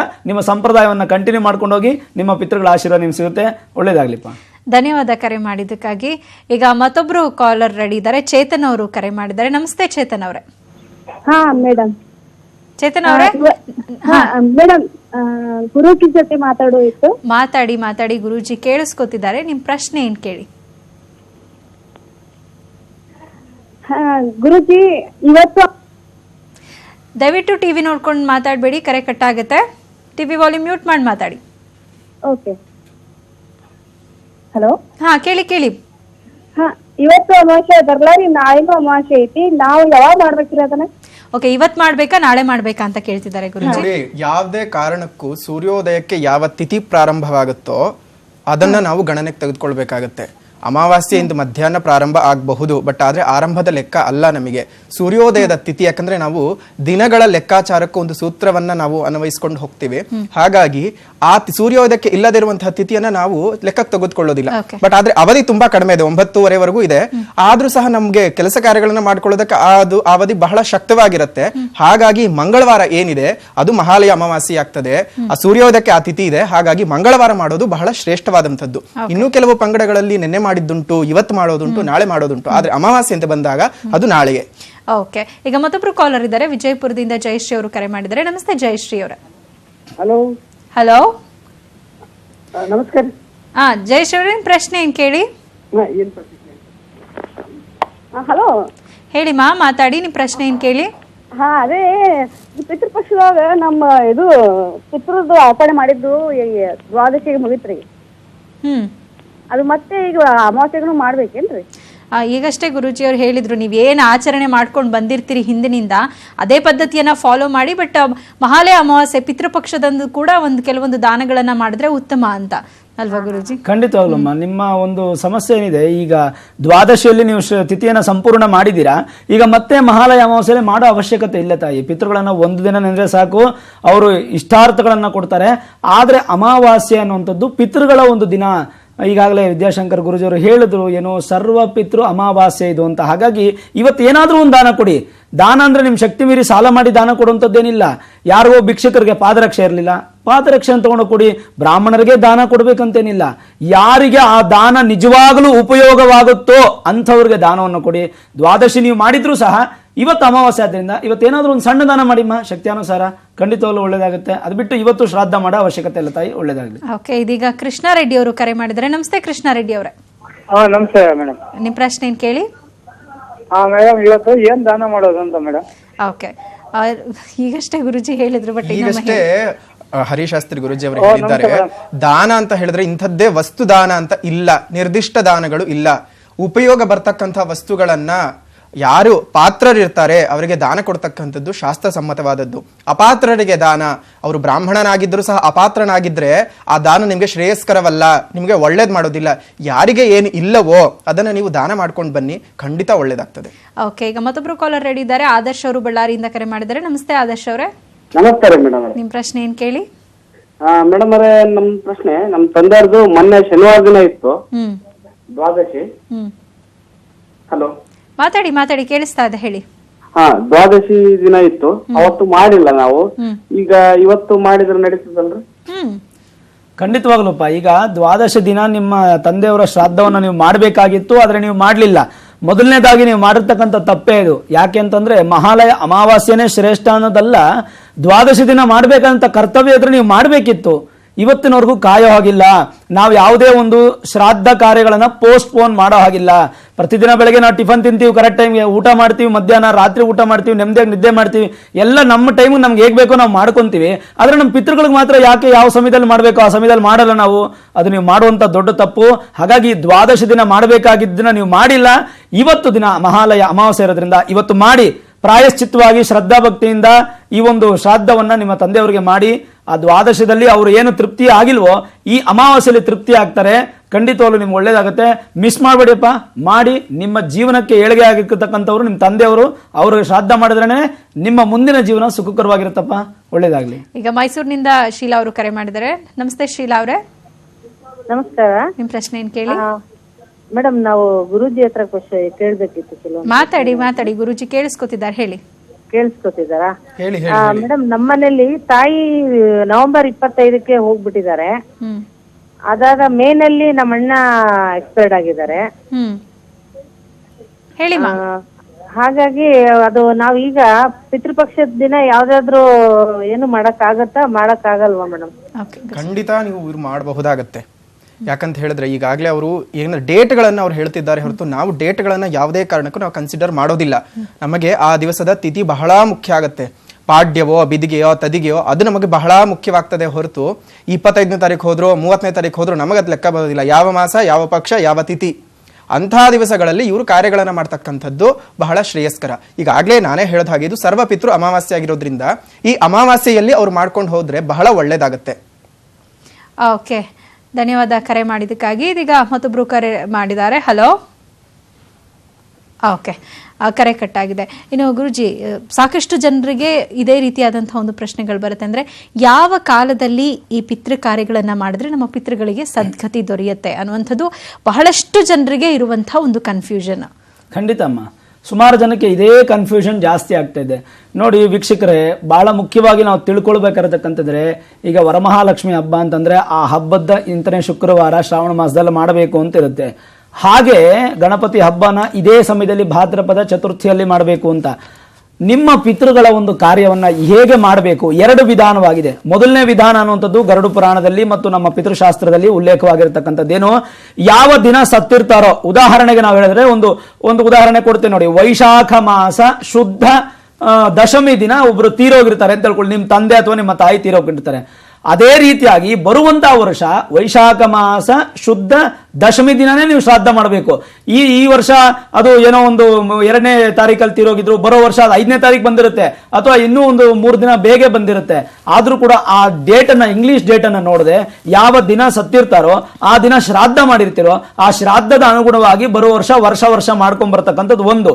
ಈ ಪದ್ಧತಿ ಆಚರಣೆ ನಮ್ಮ ಮನೆಯಲ್ಲಿಲ್ಲ, ನಮ್ಮ ಸಂಪ್ರದಾಯದಲ್ಲಿಲ್ಲ, ನಮ್ಮ ಪಂಗಡದಲ್ಲಿ ಜನಾಂಗದಲ್ಲಿ ಇಲ್ಲ ಅನ್ನುವಂಥವರು ಈ ಸರ್ವಕಾಲಿಕ ಪಿತೃಪಕ್ಷ ಅಂತ ಏನು ಹೇಳ್ತೀವಿ, ಭಾದ್ರಪದ ಕೃಷ್ಣ ಪಕ್ಷ ಪಾಡ್ಯದಿಂದ ಶುರುವಾಗುವಂಥದ್ದು ಮಹಾಲಯ ಅಮಾವಾಸ್ಯೆ ಇವತ್ತಿನವರೆಗೂ ಈ 15 ದಿನಗಳಲ್ಲಿ ಯಾವುದಾದ್ರೂ ಒಂದು ದಿನ ಅವರಿಗೆ ಅಂಜಲಿಯನ್ನ ಕೊಡುವಂಥದ್ದು, ಅಂತಂದ್ರೆ ತರ್ಪಣವನ್ನ ಕೊಡುವಂಥದ್ದು, ಪಿಂಡ ಪ್ರದಾನವನ್ನ ಮಾಡುವಂಥದ್ದು, ದಾನವನ್ನ ಮಾಡುವಂಥದ್ದು, ಶ್ರಾದ್ದವನ್ನ ಮಾಡುವಂಥದ್ದು, ಅವರ ಹೆಸರಲ್ಲಿ ಯಾವುದೋ ಒಂದು ಅನಾಥಾಶ್ರಮದಲ್ಲೋ ಅಥವಾ ವೃದ್ಧಾಶ್ರಮದಲ್ಲೋ ಎಲ್ಲಾದ್ರೂ ಒಂದು ಹೊತ್ತಿನ ಊಟದ ಒಂದು ಇದನ್ನ ತಗೊಂಡು ನೀವು ಅವರಿಗೆ ಬಡಿಸುವಂಥದ್ದು, ಇದೆಲ್ಲ ದಾನದ ವ್ಯಾಪ್ತಿಗೆ ಬರುತ್ತೆ. ಹಾಗಾಗಿ ಒಂದು ಸತ್ತಂತ ತಿಥಿಯನ್ನ ನೋಡಿ ಅದನ್ನ ವರ್ಷ ಮಾಡ್ಕೊಂಡು ಬರುವಂತದ್ದು ಒಂದಾದ್ರೆ, ಎರಡನೇದು ಪಿತೃಪಕ್ಷ. ಈ ಗೊಂದಲಗಳೆಲ್ಲ ಯಾರ್ಯಾರಿಗಿರುತ್ತೋ ಆ ಕನ್ಫ್ಯೂಷನ್ ಬಿಟ್ಟು ಸುಮಾರು ಜನ ಅಂದ್ರೆ ನಮ್ಮ ಹಿರಿಯರಿಗೆ ನಮ್ಮ ತಂದೆಯವರು ಈ ವರ್ಷ ತೀರೋಗಿದ್ದಾರೆ, ನಮ್ಮ ತಾತ ಮುತ್ತಾತಂದ್ರ ಆ ಒಂದು ಜೊತೆಗೆ ಸೇರಿಸಬೇಕು, ಪಿತೃಪಿತಾಮಹ ಪ್ರಪಿತಾಮಹ ವಸುರುದ್ರ ಆದಿತ್ಯ ಅಂತ ಹೇಳ್ತೀವಿ, ಅವ್ರಿಗೆ ಸೇರಿಸಬೇಕು. ಆಗ ಪಿತೃಪಕ್ಷದಲ್ಲಿ ಪೂಜೆ ಮಾಡಲ್ಲ ಸ್ವಾಮಿ ಅಂತ ಹೇಳ್ತಾರೆ.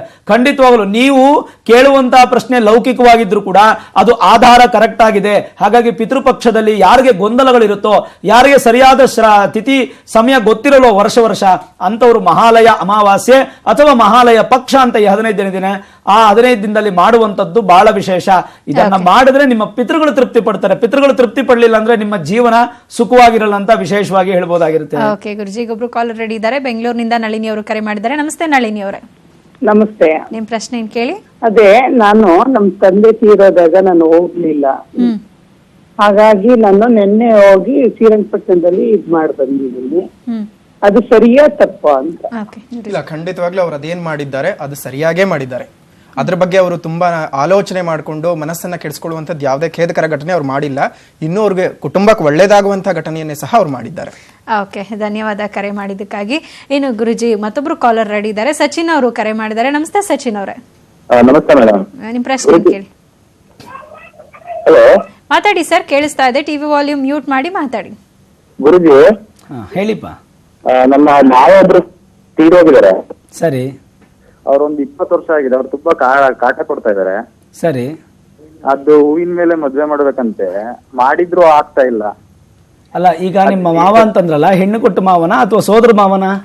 ನಮ್ ಸೋದರ ಮಾವ. ನಿಮ್ ಸೋದರ ಮಾವ ತೀರೋಗಿ 20 ವರ್ಷ ಆಗಿದೆ. ಅವರು ನಿಮಗೆ ಪ್ರೇತ ರೂಪದಲ್ಲಿ ಕಾಟ ಕೊಡ್ತಾ ಇದ್ದಾರೆ ಅಂತ ಹೇಳ್ತಾ ಇದ್ರೆ, ಅದರಿಂದ ಮನೇಲಿ ಯಾವ್ದು ಶುಭ ಕಾರ್ಯ ಆಗ್ತಾ ಇಲ್ಲ. ನೋಡಿ, ಈ ತರದ ಪ್ರಸಂಗಗಳು ಕೂಡ ನಾವು ನಿಜವಾಗ್ಲೂ ನೋಡಿ ಅದನ್ನ ತಿಳಿಬೇಕಾಗತ್ತೆ. ಯಾವ ರೀತಿಯ ಕಾಟ ಕೊಡ್ತಾರೆ ಅಂತ ನಿಮ್ಗೆ ಯಾರು ಹೇಳಕ್ ಸಾಧ್ಯ ಆಗತ್ತೆ? ಅದನ್ನ ಯಾರು ಹೇಳಲಿಕ್ಕೆ ಸಾಧ್ಯ ಇಲ್ಲ. ಇರ್ಲಿ, ನಿಮ್ಮ ಮನೆಯಲ್ಲಿ ಶುಭ ಕಾರ್ಯಗಳು ಆಗ್ತಾ ಇಲ್ಲ ಅಂದ್ರೆ ಅದಕ್ಕೂ ಪಿತೃದೋಷ ಕಾರಣ ಆಗಬಹುದು. ಆದ್ರೆ ಸೋದರ ಮಾವನ ಸಮಸ್ಯೆ ನಿಮ್ಮ ಮನೆಗೆ ಹೇಗ್ ಬರ್ಲಿಕ್ಕೆ ಸಾಧ್ಯ? ಖಂಡಿತವಾಗ್ಲೂ ಬರಲ್ಲ. ಆದ್ರೂ ನಿಮ್ಮ ಪ್ರಶ್ನೆಗೆ ಸಮಾಧಾನ ಕೊಡ್ತೀನಿ ನೋಡಿ. ಯಾವ ಮನೆಯಲ್ಲಿ ಶುಭ ಕಾರ್ಯಗಳು ಆಗ್ತಾ ಇಲ್ವೋ, ಈಗ ನಿಮ್ಮ ಪ್ರೇತ ಬಾಧೆ ಇದೆ ಅಂತ ನೀವೇ 20 ವರ್ಷದಿಂದ ಹೇಳ್ತಾ ಇದ್ದೀರಾ, ಆ ಪ್ರೇತ ಬಾಧೆಯನ್ನು ವಿಮುಕ್ತ ಮಾಡ್ಕೊಳ್ಳಿ, ಪ್ರೇತೋಚ್ಚಾಟನೆ ಮಾಡ್ಕೊಳ್ಳಿ, ಅಥವಾ ಅವರ ಒಂದು ಹೆಸರಲ್ಲಿ ನಾರಾಯಣ ಬಲಿಯನ್ನು ಮಾಡಿ, ಅವರ ಒಂದು ವಂಶಿಕರು ಯಾರಾದರೂ ಅವ್ರ ಕೈಲಿ ಆ ನಾರಾಯಣ ಬಲಿಯನ್ನು ಮಾಡಿಸಿ, ಸಂಗಮದಲ್ಲೋ ಅಥವಾ ನದಿ ತೀರದಲ್ಲೋ ಅಥವಾ ಸಮುದ್ರ ಸ್ಥಾನದಲ್ಲೋ ಮಾಡಿ, ಅಥವಾ ಇದೆಲ್ಲ ಬೇಡ ಬಿಟ್ಬಿಟ್ಟು ಒಂದ್ಸಲ ಗಯಾಗೋಗಿ ಗಯಾ ಶ್ರಾದ್ದವನ್ನ ಮಾಡಿ ಬನ್ನಿ. ಇಷ್ಟರಲ್ಲಿ ಯಾವ್ದಾದ್ರೂ ಒಂದು ಮಾಡಿ ಖಂಡಿತವಾಗ್ಲೂ ಆ ಒಂದು ಬಾಧೆ ನಿವಾರಣೆ ಆಗುತ್ತೆ. ಏನೋ ಮದುವೆ ವಿಚಾರವಾಗಿ ಹೇಳ್ತಾ ಇದ್ರಿ, ಅದು ಕೂಡ ಆಗುತ್ತೆ. ಜೀವನ ಸುಖವಾಗಿರುತ್ತಪ್ಪ. ಒಳ್ಳೇದಾಗ್ಲಿ, ಭಯ ಪಡಬೇಡಿ. ಓಕೆ, ಧನ್ಯವಾದ ಕರೆ ಮಾಡಿದಕ್ಕಾಗಿ. ಇದೀಗ ಮತ್ತೊಬ್ರು ಕಾಲರ್ ರೆಡಿ ಇದ್ದಾರೆ. ಹಲೋ ಮೇಡಮ್, ಗುರುಜಿ ಹತ್ರ ಮಾತಾಡೋಕಿತ್ತ? ಮಾತಾಡಿ, ನಿಮ್ ಪ್ರಶ್ನೆ ಏನ್ ಕೇಳಿ. ಗುರುಜಿ ನಮಸ್ತೆ. ಗುರುಜಿ ನಮಸ್ತೆ. ನಮಸ್ತೆ, ಹೇಳಿ.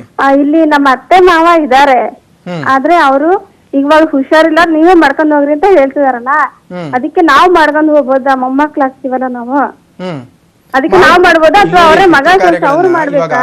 ನಿಮ್ಗೆ ಅತ್ತೆ ಮಾವ ಇದ್ದಾರೆ ಅಂದ್ರೆ ನಿಮ್ಮ ಗಂಡನ ಅಪ್ಪ ಅಮ್ಮನ ಅವರು?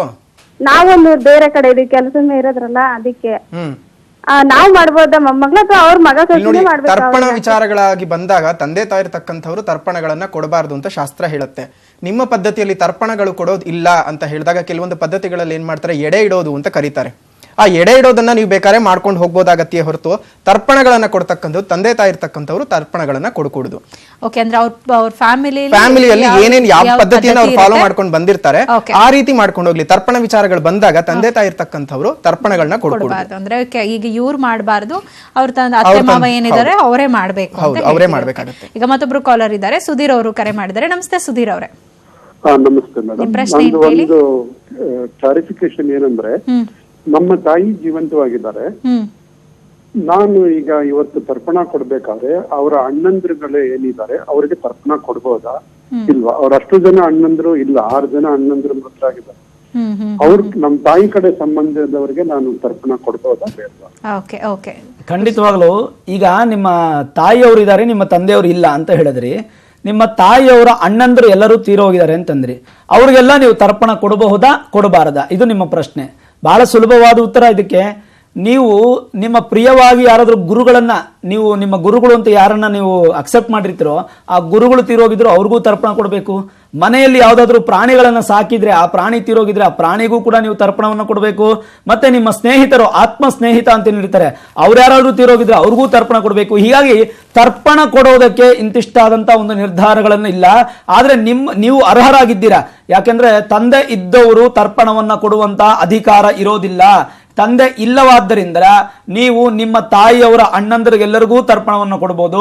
ಜೊತೆಗೆ ನಿಮ್ಮ ಗುರುಗಳು, ಹಿರಿಯರು ಯಾರ್ಯಾರು ತೀರೋಗಿದ್ದಾರೋ ಪ್ರತಿಯೊಬ್ಬರಿಗೂ ತರ್ಪಣವನ್ನು ಕೊಡಬಹುದು. ಅವರವರ ಗೋತ್ರ ಮತ್ತು ಅವ್ರು ನಿಮ್ಗೆ ಏನು ಸಂಬಂಧ ಅದನ್ನ ಹೇಳಿ ನೀವು ಹೆಬ್ಬೆರಳಲ್ಲಿ ಆ ಎಳ್ಳನ್ನು ಇಟ್ಕೊಂಡು ಜಲವನ್ನ ದರ್ಭೆ ಸಮೇತವಾಗಿ ಬಿಟ್ಟು ಅವರಿಗೆ ತರ್ಪಣ ಅಂಜಲಿಯನ್ನು ಕೊಡೋದ್ರಿಂದ ಋಣಬಾಧೆಗಳು ವಿಮುಕ್ತರಾಗ್ತಾರೆ. ಅವರು ವಂಶಸ್ಥರು ಯಾರಾದ್ರೂ ಮಾಡ್ಲಿಲ್ಲ ಅಂದ್ರೂ ಕೂಡ ನೀವು ಮಾಡಿದ್ರಿಂದ ಅವ್ರಿಗೆ ಸ್ವರ್ಗ ಪ್ರಾಪ್ತಿ ಆಗುತ್ತೆ. ಅದರ ಪುಣ್ಯ ನಿಮ್ಮ ವಂಶಕ್ಕೆ ಸಿಗುತ್ತೆ. ನಿಮ್ಮ ಮಕ್ಕಳು ಒಳ್ಳೆ ವಿದ್ಯೆ, ಉದ್ಯೋಗ, ವಿವಾಹ, ಸಂತಾನ ಅಂತ ಅವ್ರ ಜೀವನನೂ ಚೆನ್ನಾಗಿರುತ್ತೆ, ನೀವು ಖುಷಿಯಾಗಿರ್ತಾರೆ. ಖಂಡಿತವಾಗ್ಲೂ ಸಂದೇಹ ಬೇಡ, ಮಾಡಿಪ, ಒಳ್ಳೇದಾಗ್ಲಿ. ಈಗ ಚಿಕ್ಕಮಗಳೂರಿನಿಂದ ಕೊಡೇಗೌಡರು ಕರೆ ಮಾಡಿದ್ದಾರೆ. ನಮಸ್ತೆ ಕೊಡೇಗೌಡ್ರೆ. ನಮಸ್ಕಾರಮ್ಮ. ನಿಮ್ ಪ್ರಶ್ನೆ ಏನ್ ಕೇಳಿ. ನಮಸ್ಕಾರ ಸ್ವಾಮಿಗೆ. ನಮಸ್ಕಾರ, ಹೇಳಿ. 1992ರಲ್ಲಿ ನಮ್ಮ ತಂದೆ ತೀರೋಗಿದ್ರು. ಅಲ್ಲಿಂದ ಹಂಗೂ ಪ್ರತಿ ವರ್ಷ ನಾವು ಇಂಡಿವಿಜುವಲ್ ಆಗಿ ಒಬ್ಬೊಬ್ರೆ ನಾವು 4 ಜನ ಅಂತ ಬಂದ್ಗಳು ಇಂಡಿವಿಜುವಲ್ ಆಗಿ ನಾವು ಪಿತೃಪಕ್ಷ ಮಾಡ್ಕೊಂಡು ಬರ್ತಾ ಇದೀವಿ.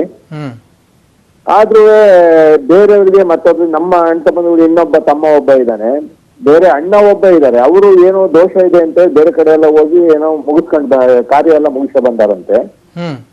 ಅದು ದೋಷ ಇದೆ ಇಲ್ಲ ಅಂತ ಕೇಳಕ್ಕೋಸ್ಕರ ತಮ್ಮ ಹತ್ರ ಕೇಳಿದೆ. ಇಲ್ಲಿ ನೋಡಿ, ದೋಷ ಇದೆ ಇಲ್ಲ ಅನ್ನೋದನ್ನ ನೀವು ವೈಯಕ್ತಿಕವಾಗಿ ಯಾರನ್ನಾದ್ರೂ ಮೀಟ್ ಮಾಡಿ ಕೇಳಬೇಕಾಗ್ತದೆ. ಯಾಕಂದ್ರೆ ಇಂತಹ ಕಾರ್ಯಕ್ರಮಗಳಲ್ಲಿ ನಿಮಗೆ ಅನುಮಾನಗಳಿಗೆ, ಎಲ್ಲಾ ರೀತಿಯ ಅನುಮಾನಗಳಿಗೂ ನಾವು ಉತ್ತರ ಕೊಡೋದಕ್ಕೆ ಸಾಧ್ಯ ಆಗೋದಿಲ್ಲ. ಯಾಕಂದ್ರೆ ಕೆಲವೊಂದು ಪರೀಕ್ಷೆಗಳನ್ನ ನಾವು ಮಾಡಬೇಕಾಗತ್ತೆ. ಯಾಕಂದ್ರೆ ಅವ್ರು ಯಾವ ಟೈಮ್ನಲ್ಲಿ ಹೋದ್ರು ಅದೆಲ್ಲ ನಾವು ನೋಡ್ಬೇಕಾಗುತ್ತೆ. 1992 ಅಂತ ಹೇಳಿದಾಗ ಅವ್ರು ಯಾವ ಕಾಲಘಟ್ಟದಲ್ಲಿ ಹೋಗಿದ್ದಾರೆ, ನಿಮ್ಗೇನಾದ್ರೂ ಪಂಚಕ ದೋಷಗಳು ಬಂದಿದೆಯಾ ಅದನ್ನೆಲ್ಲ ನೋಡ್ಬೇಕಾಗತ್ತೆ. ಪ್ರೇತ ಬಾಧೆ ಏನಾದ್ರೂ ಇದೆಯಾ ನೋಡ್ಬೇಕಾಗತ್ತೆ. ಆದ್ರೆ ನಿಮ್ಮ ಒಂದು ಪ್ರಶ್ನೆಗೆ ಒಂದು ಸಮಂಜಸವಾದ ಉತ್ತರ ಅಂತ ಹೇಳಿದ್ರೆ, ಪ್ರೇತ ನಾರಾಯಣ ಬಲಿಯನ್ನ ನೀವು ನದಿ ಸಂಗಮಗಳಲ್ಲೋ ಸಮುದ್ರದ ತೀರದಲ್ಲೋ ಮಾಡಿಸಿ ಒಳ್ಳೇದಾಗತ್ತೆ. ಈಗ ಗುರುಜಿ ಇವತ್ತು ಪಿತೃಪಕ್ಷ ಇದೆ, ಅಮಾವಾಸ್ಯೆ ಇದೆ, ಇವತ್ತು ಅಥವಾ ನಾಳೆ ಮಾಡಬಹುದು ಅಂತ ಹೇಳ್ತಾರೆ. ಬಟ್ ಎಷ್ಟೋ ಜನ ಪದ್ಧತಿನ ರೂಢಿಸ್ಕೊಂಡು ಬಂದೇ ಇರೋದಿಲ್ಲ.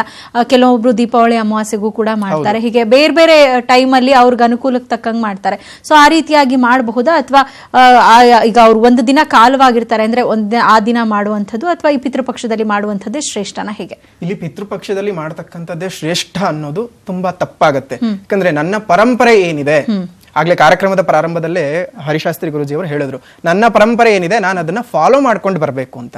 ಈಗ ಎಷ್ಟೋ ಜನ ಯುಗಾದಿ ಅಮಾವಾಸ್ಯೆಗೆ ಮಾಡ್ತಾರೆ, ಯುಗಾದಿ ಹಬ್ಬದಲ್ಲಿ ಮಾಡ್ತಾರೆ, ಆನಂತರ ಇದ್ರ ಗೌರಿ ಹಬ್ಬದಲ್ಲಿ ಮಾಡ್ತಾರೆ.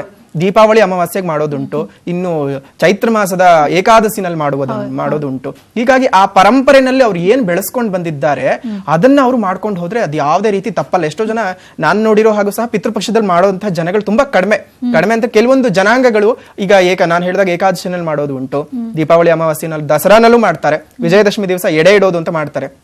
ಅಂತಹ ಅವ್ರವ್ರ ಪರಂಪರೆಗಳಲ್ಲಿ ಏನ್ ಬೆಳೆಸ್ಕೊಂಡು ಬಂದಿದ್ದಾರೆ ಅದನ್ನ ಅವರು ಮಾಡ್ಕೊಂಡು ಹೋಗ್ಲಿ. ಇನ್ನು ಅಮಾವಾಸ್ಯೆಯಿಂದಾಗಿ ಇಲ್ಲಿ ಏನಾಗುತ್ತೆ ಅಂದ್ರೆ, ಇಲ್ಲಿ ಅಮಾವಾಸ್ಯೆಯ ಆಚರಣೆ ಇವತ್ತು, ಯಾಕಂತ ಹೇಳಿದ್ರೆ ತಿಥಿಯ ಪ್ರಮಾಣ ನಾಳೆ ಬಹಳ ಕಡಿಮೆ ಇದೆ.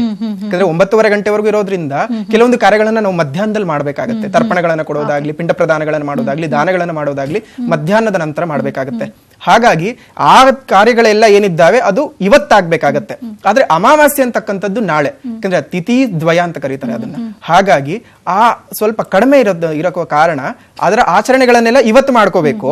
ಆದ್ರೆ ಅಮಾವಾಸ್ಯೆ ಅಂತ ಲೆಕ್ಕ ಬಂದಾಗ ಅದು ನಾಳೆ ಆಗುತ್ತೆ. ಇದು ಯಾವುದೇ ಕನ್ಫ್ಯೂಷನ್ ಅಲ್ಲ. ಯಾಕಂದ್ರೆ ಕೆಲವೊಮ್ಮೆ ಏನಾಗುತ್ತೆ, ನನಗೆ ನಾಳೆ ಮಾಡಕ್ಕಾಗದಿರೋ ಕೆಲಸ ನಾನು ಇವತ್ತು ಮಾಡ್ಕೊಳ್ತಿದ್ದೀನಿ ಅಷ್ಟೇ. ಹಾಗಾಗಿ ನಾಳೆ ತಿಥಿದ್ವಯ ಇರೋದ್ರಿಂದ ನೀವೇನ್ ಮಾಡ್ಬೋದು, ಇವತ್ತು ಮಾಡ್ಕೋಬಹುದು ಅಷ್ಟೇ. ಹಾಗಾಗಿ ಅಮಾವಾಸ್ಯೆ ಅಂತಕ್ಕಂಥದ್ದು ನಾಳೆಯೇ, ಆದ್ರೆ ಅಲ್ಲಿ ಮಾಡ್ತಕ್ಕಂಥ ಕಾರ್ಯಗಳೇನಿರ್ತವೆ ಇವತ್ತಿಗೆ ಮಾಡ್ತಕ್ಕಂಥದ್ದು ಬಹಳ ಉತ್ತಮವಾಗಿರ್ತಕ್ಕಂಥದ್ದು. ಇನ್ನು ಗುರುಜಿ, ಈಗ ಕೆಲವೊಬ್ರು ಬೆಳಗ್ಗೆ ಮಾಡ್ತಾರೆ, ಕೆಲವೊಬ್ರು ರಾತ್ರಿ ಆಚರಣೆ ಮಾಡ್ತಾರೆ. ಇದಕ್ಕೆ ನಿಗದಿಯಾದಂತಹ ಒಂದು ಸಮಯ ಏನಾದ್ರೂ ಇದೆಯಾ, ಇಂತಹ ಸಮಯದಲ್ಲೇ ಮಾಡಬೇಕು ಕಾರ್ಯಗಳನ್ನ ಅಂತ? ಖಂಡಿತವಾಗ್ಲೂ. ಯಾಕೆಂತಂದ್ರೆ ನಾವು ಬ್ರಾಹ್ಮಿ ಮುಹೂರ್ತ ಅಂತೀವಿ, ಅಥವಾ ನಾವು ಉದಯ ಮುಹೂರ್ತ ಅಂತ ಏನು ಕರಿತೀವಿ, ಸೂರ್ಯ ಉದಯ ಆಗುವಂಥ ಸಮಯದಲ್ಲಿ ಇವೆಲ್ಲ ಶುಭ ಕಾರ್ಯಗಳಿಗೆ ಸಂಬಂಧಪಟ್ಟಂತಹ ಒಂದು ಕಾರ್ಯಗಳನ್ನು ಮಾಡುವಂಥದ್ದು. ಆದರೆ ಈ ತಿಥಿ ಕಾರ್ಯ ಅಪರಾಹ್ನ ಸಮಯದಲ್ಲಿ ಮಾಡುವಂಥದ್ದು ಅಂದರೆ ಬೆಳಗ್ಗಿನ ಜಾವ ಸುಮಾರು 11 ಗಂಟೆಗೆ ಪ್ರಾರಂಭವಾದರೆ ಸಂಜೆ ಅಂದರೆ ಮಧ್ಯಾಹ್ನ ಒಂದು 3 ರಿಂದ 4 ಗಂಟೆ ಒಳಗಡೆ ಮಾಡುವಂತಹದ್ದು ಈ ಒಂದು ಅಪರಾಹ್ನ ಸಮಯದಲ್ಲಿ ಮಾಡುವಂಥದ್ದೇ ಶ್ರಾದ್ದ ಕ್ರಿಯೆ ಅಂತ ಹೇಳ್ತೀವಿ. ಪಿಂಡ ಪ್ರದಾನ ಆಗ್ಬೋದು, ತಿಲ ತರ್ಪಣ ಆಗ್ಬೋದು, ಆಮೇಲೆ ನಿಮ್ಮ ಭಾಷೆಯಲ್ಲಿ ಹೇಳೋದಾದ್ರೆ ಎಡೆ ಇಡುವಂಥದ್ದು, ಸಾಮ್ರಾಣಿ ಹಾಕುವಂಥದ್ದು ಅಂತ ಹೇಳೋದು, ಅದನ್ನು ಮಾಡೋದು, ಮತ್ತೆ ಸ್ವಯಂ ಪಾಕ ದಾನವನ್ನು ಕೊಡುವಂಥದ್ದು, ಮತ್ತೆ ಏನೇ ಒಂದು ಸುಮಾರು ಜನ ನಾನ್ ವೆಜ್ ಕೂಡ ಮಾಡ್ತಾರೆ. ಹಲವಾರು ಪದ್ಧತಿಗಳು ಸಂಪ್ರದಾಯ ರೂಢಿಸ್ಕೊಂಡ್ಬಿಟ್ಟಿದ್ದಾರೆ. ಆದರೆ ಸಂಪ್ರದಾಯದಲ್ಲಿ ಎಲ್ಲೂ ಕೂಡ ನಾನ್ ವೆಜ್ ಅನ್ನು ಮಾಡ್ಬೇಕಂತಿಲ್ಲ. ಇರ್ಲಿ, ನಿಮ್ಮ ಸಂಪ್ರದಾಯನ ಬೆಳೆಸ್ಕೊಂಡು ಹೋಗ್ತಾ ಇದ್ದೀರಾ. ಆ ಸಂದರ್ಭದಲ್ಲಿ ಅವ್ರಿಗೆ ಏನ್ ಇಷ್ಟ ಆಗಿರುತ್ತೋ ಅದನ್ನ ಮಾಡಾಕಿದ್ರೆ ಅವ್ರು ಖುಷಿ ಪಡ್ತಾರೆ ಅಂತ ಹೇಳಿ. ಖಂಡಿತ ಇದು ಅವರು ಖುಷಿ ಪಡೋದಂತಲ್ಲಮ್ಮ. ಇಲ್ಲಿ ಒಂದೇ ಒಂದು ವಿಚಾರವನ್ನು ನಾವು ತಿಳ್ಕೊಳ್ಬೇಕು. ಸತ್ತೋಗಿರ್ತಕ್ಕಂಥವ್ರು ಅಂತ ನಾವು ಹೇಳಲೇಬಾರದು. ದೇಹ ತ್ಯಾಗ ಮಾಡಿರ್ತಕ್ಕಂಥದ್ದು ನಮ್ಮ ಪಿತೃಗಳು ಸ್ವರ್ಗಸ್ಥರಾಗಿದ್ದಾರೆ ಅಂತ ಹೇಳ್ಬೇಕು. ಸತ್ತೋಗಿದ್ದಾರೆ ನಮ್ಮಪ್ಪ ಅಂತ ಯಾರು ಹೇಳಬಾರದು ಅಂತ ಹೇಳುತ್ತೆ ಶಾಸ್ತ್ರ. ದೇಹ ತ್ಯಾಗ ಮಾಡಿದ್ದಾರೆ ಅಥವಾ ಸ್ವರ್ಗಸ್ಥರಾಗಿದ್ದಾರೆ ಅಂತ. ಅವ್ರಿಗೆ ಏನ್ ಇಷ್ಟ ಆಗುತ್ತೋ ಆ ಅಡುಗೆಯನ್ನ ಚೆನ್ನಾಗಿ ಮಾಡೋದು ನೀವು ತಿನ್ನೋದಲ್ಲ. ಆ ಪಿತೃಗಳು ಏನ್ ಪ್ರಿಯ ಪಡ್ತಾರೆ, ಏನ್ ಇಷ್ಟ ಪಡ್ತಾರೆ ಅಂತಂದ್ರೆ, ನನ್ನ ಹೆಸರಲ್ಲಿ ಒಂದು 10 ಜನಕ್ಕೆ ಅನ್ನದಾನವನ್ನ ಮಾಡು ಅಂತ ಹೇಳ್ತಾರೆ ಹೊರತು ನನಗೇನು ಇಷ್ಟ ಆಗಿದೆ ಅದನ್ನ ಮಾಡಿ ನೀನ್ ಚೆನ್ನಾಗಿ ಊಟ ಮಾಡುವಂತಲ್ಲಮ್ಮ ಅದು. ಹಾಗಾಗಿ ಪಿತೃಗಳಿಗೆ ತೃಪ್ತಿ ಪಡಿಸೋದಕ್ಕೋಸ್ಕರ, ಅಂದ್ರೆ ನಾನು ಎಲ್ಲವನ್ನ ಕೊಟ್ಟೆ, ನಾನು ನನ್ನ ಆಸ್ತಿ ಕೊಟ್ಟೆ, ನನ್ನ ಪಾಪ ಕೊಟ್ಟೆ, ನನ್ನ ಪುಣ್ಯ ಕೊಟ್ಟೆ, ಎಲ್ಲವನ್ನ ನೀನು ಕೊಟ್ಟಿದ್ದೀನಿ, ಆದ್ರೆ ನನ್ನ ಹೆಸರಲ್ಲಿ ಏನಾದ್ರೂ ಒಂದ್ ಸ್ವಲ್ಪ ದಾನ ಮಾಡ್ತೀಯ ಅಂತ ಪಿತೃಗಳು ನೋಡ್ತಾ ಇರ್ತಾರಂತೆ. ಇವ್ರು ಏನು ದಾನ ಮಾಡಿದೆ, ಎಲ್ಲ ಇವರೇ ಹೊಟ್ಟೆ ತುಂಬಿಸ್ಕೊಳ್ತಾ ಇದ್ರೆ ಪಿತೃಗಳು ತೃಪ್ತಿ ಪಡಲ್ಲ, ಅವ್ರ ಆಶೀರ್ವಾದನೂ ಇವ್ರಿಗೆ ಸಿಗಲ್ಲ. ಹಾಗಾಗಿ ಪಿತೃಗಳು ನೀನು ನನ್ನ ಪರವಾಗಿ, ಅಂದ್ರೆ ನನ್ನ ಹೆಸರಲ್ಲಿ ಇವಾಗ ಒಬ್ಬರು ತಂದೆ ತೀರೋಗಿದ್ದಾರೆ ಅಂತಂದ್ರೆ ಆ ಮಗ ಏನ್ ಮಾಡ್ಬೇಕು, ನನ್ನ ತಂದೆ ಹೆಸರಲ್ಲಿ ಒಂದು ಅನಾಥಾಶ್ರಮದಲ್ಲಿ 1 ದಿನದ ಊಟ ಅಥವಾ ಒಂದು ವೃದ್ಧಾಶ್ರಮದಲ್ಲಿ 1 ದಿನದ ಸಂಪೂರ್ಣವಾದ ಖರ್ಚು ಈ ತರ ವಹಿಸಿಕೊಂಡು ಮಾಡಿದಾಗ ಏನಾಗುತ್ತೆ, ಪಿತೃಗಳಿಗೆ ತೃಪ್ತಿ ಆಗುತ್ತೆ. ನನ್ನ ಮಗ ನನ್ನ ಹೆಸರಲ್ಲಿ 10 ಜನಕ್ಕೆ ಅನ್ನದಾನ ಮಾಡಿದ್ದಾನೆ, ವಿದ್ಯಾದಾನ ಮಾಡಿದ್ದಾನೆ ಅಂತ ತೃಪ್ತರಾಗ್ತಾರೆ.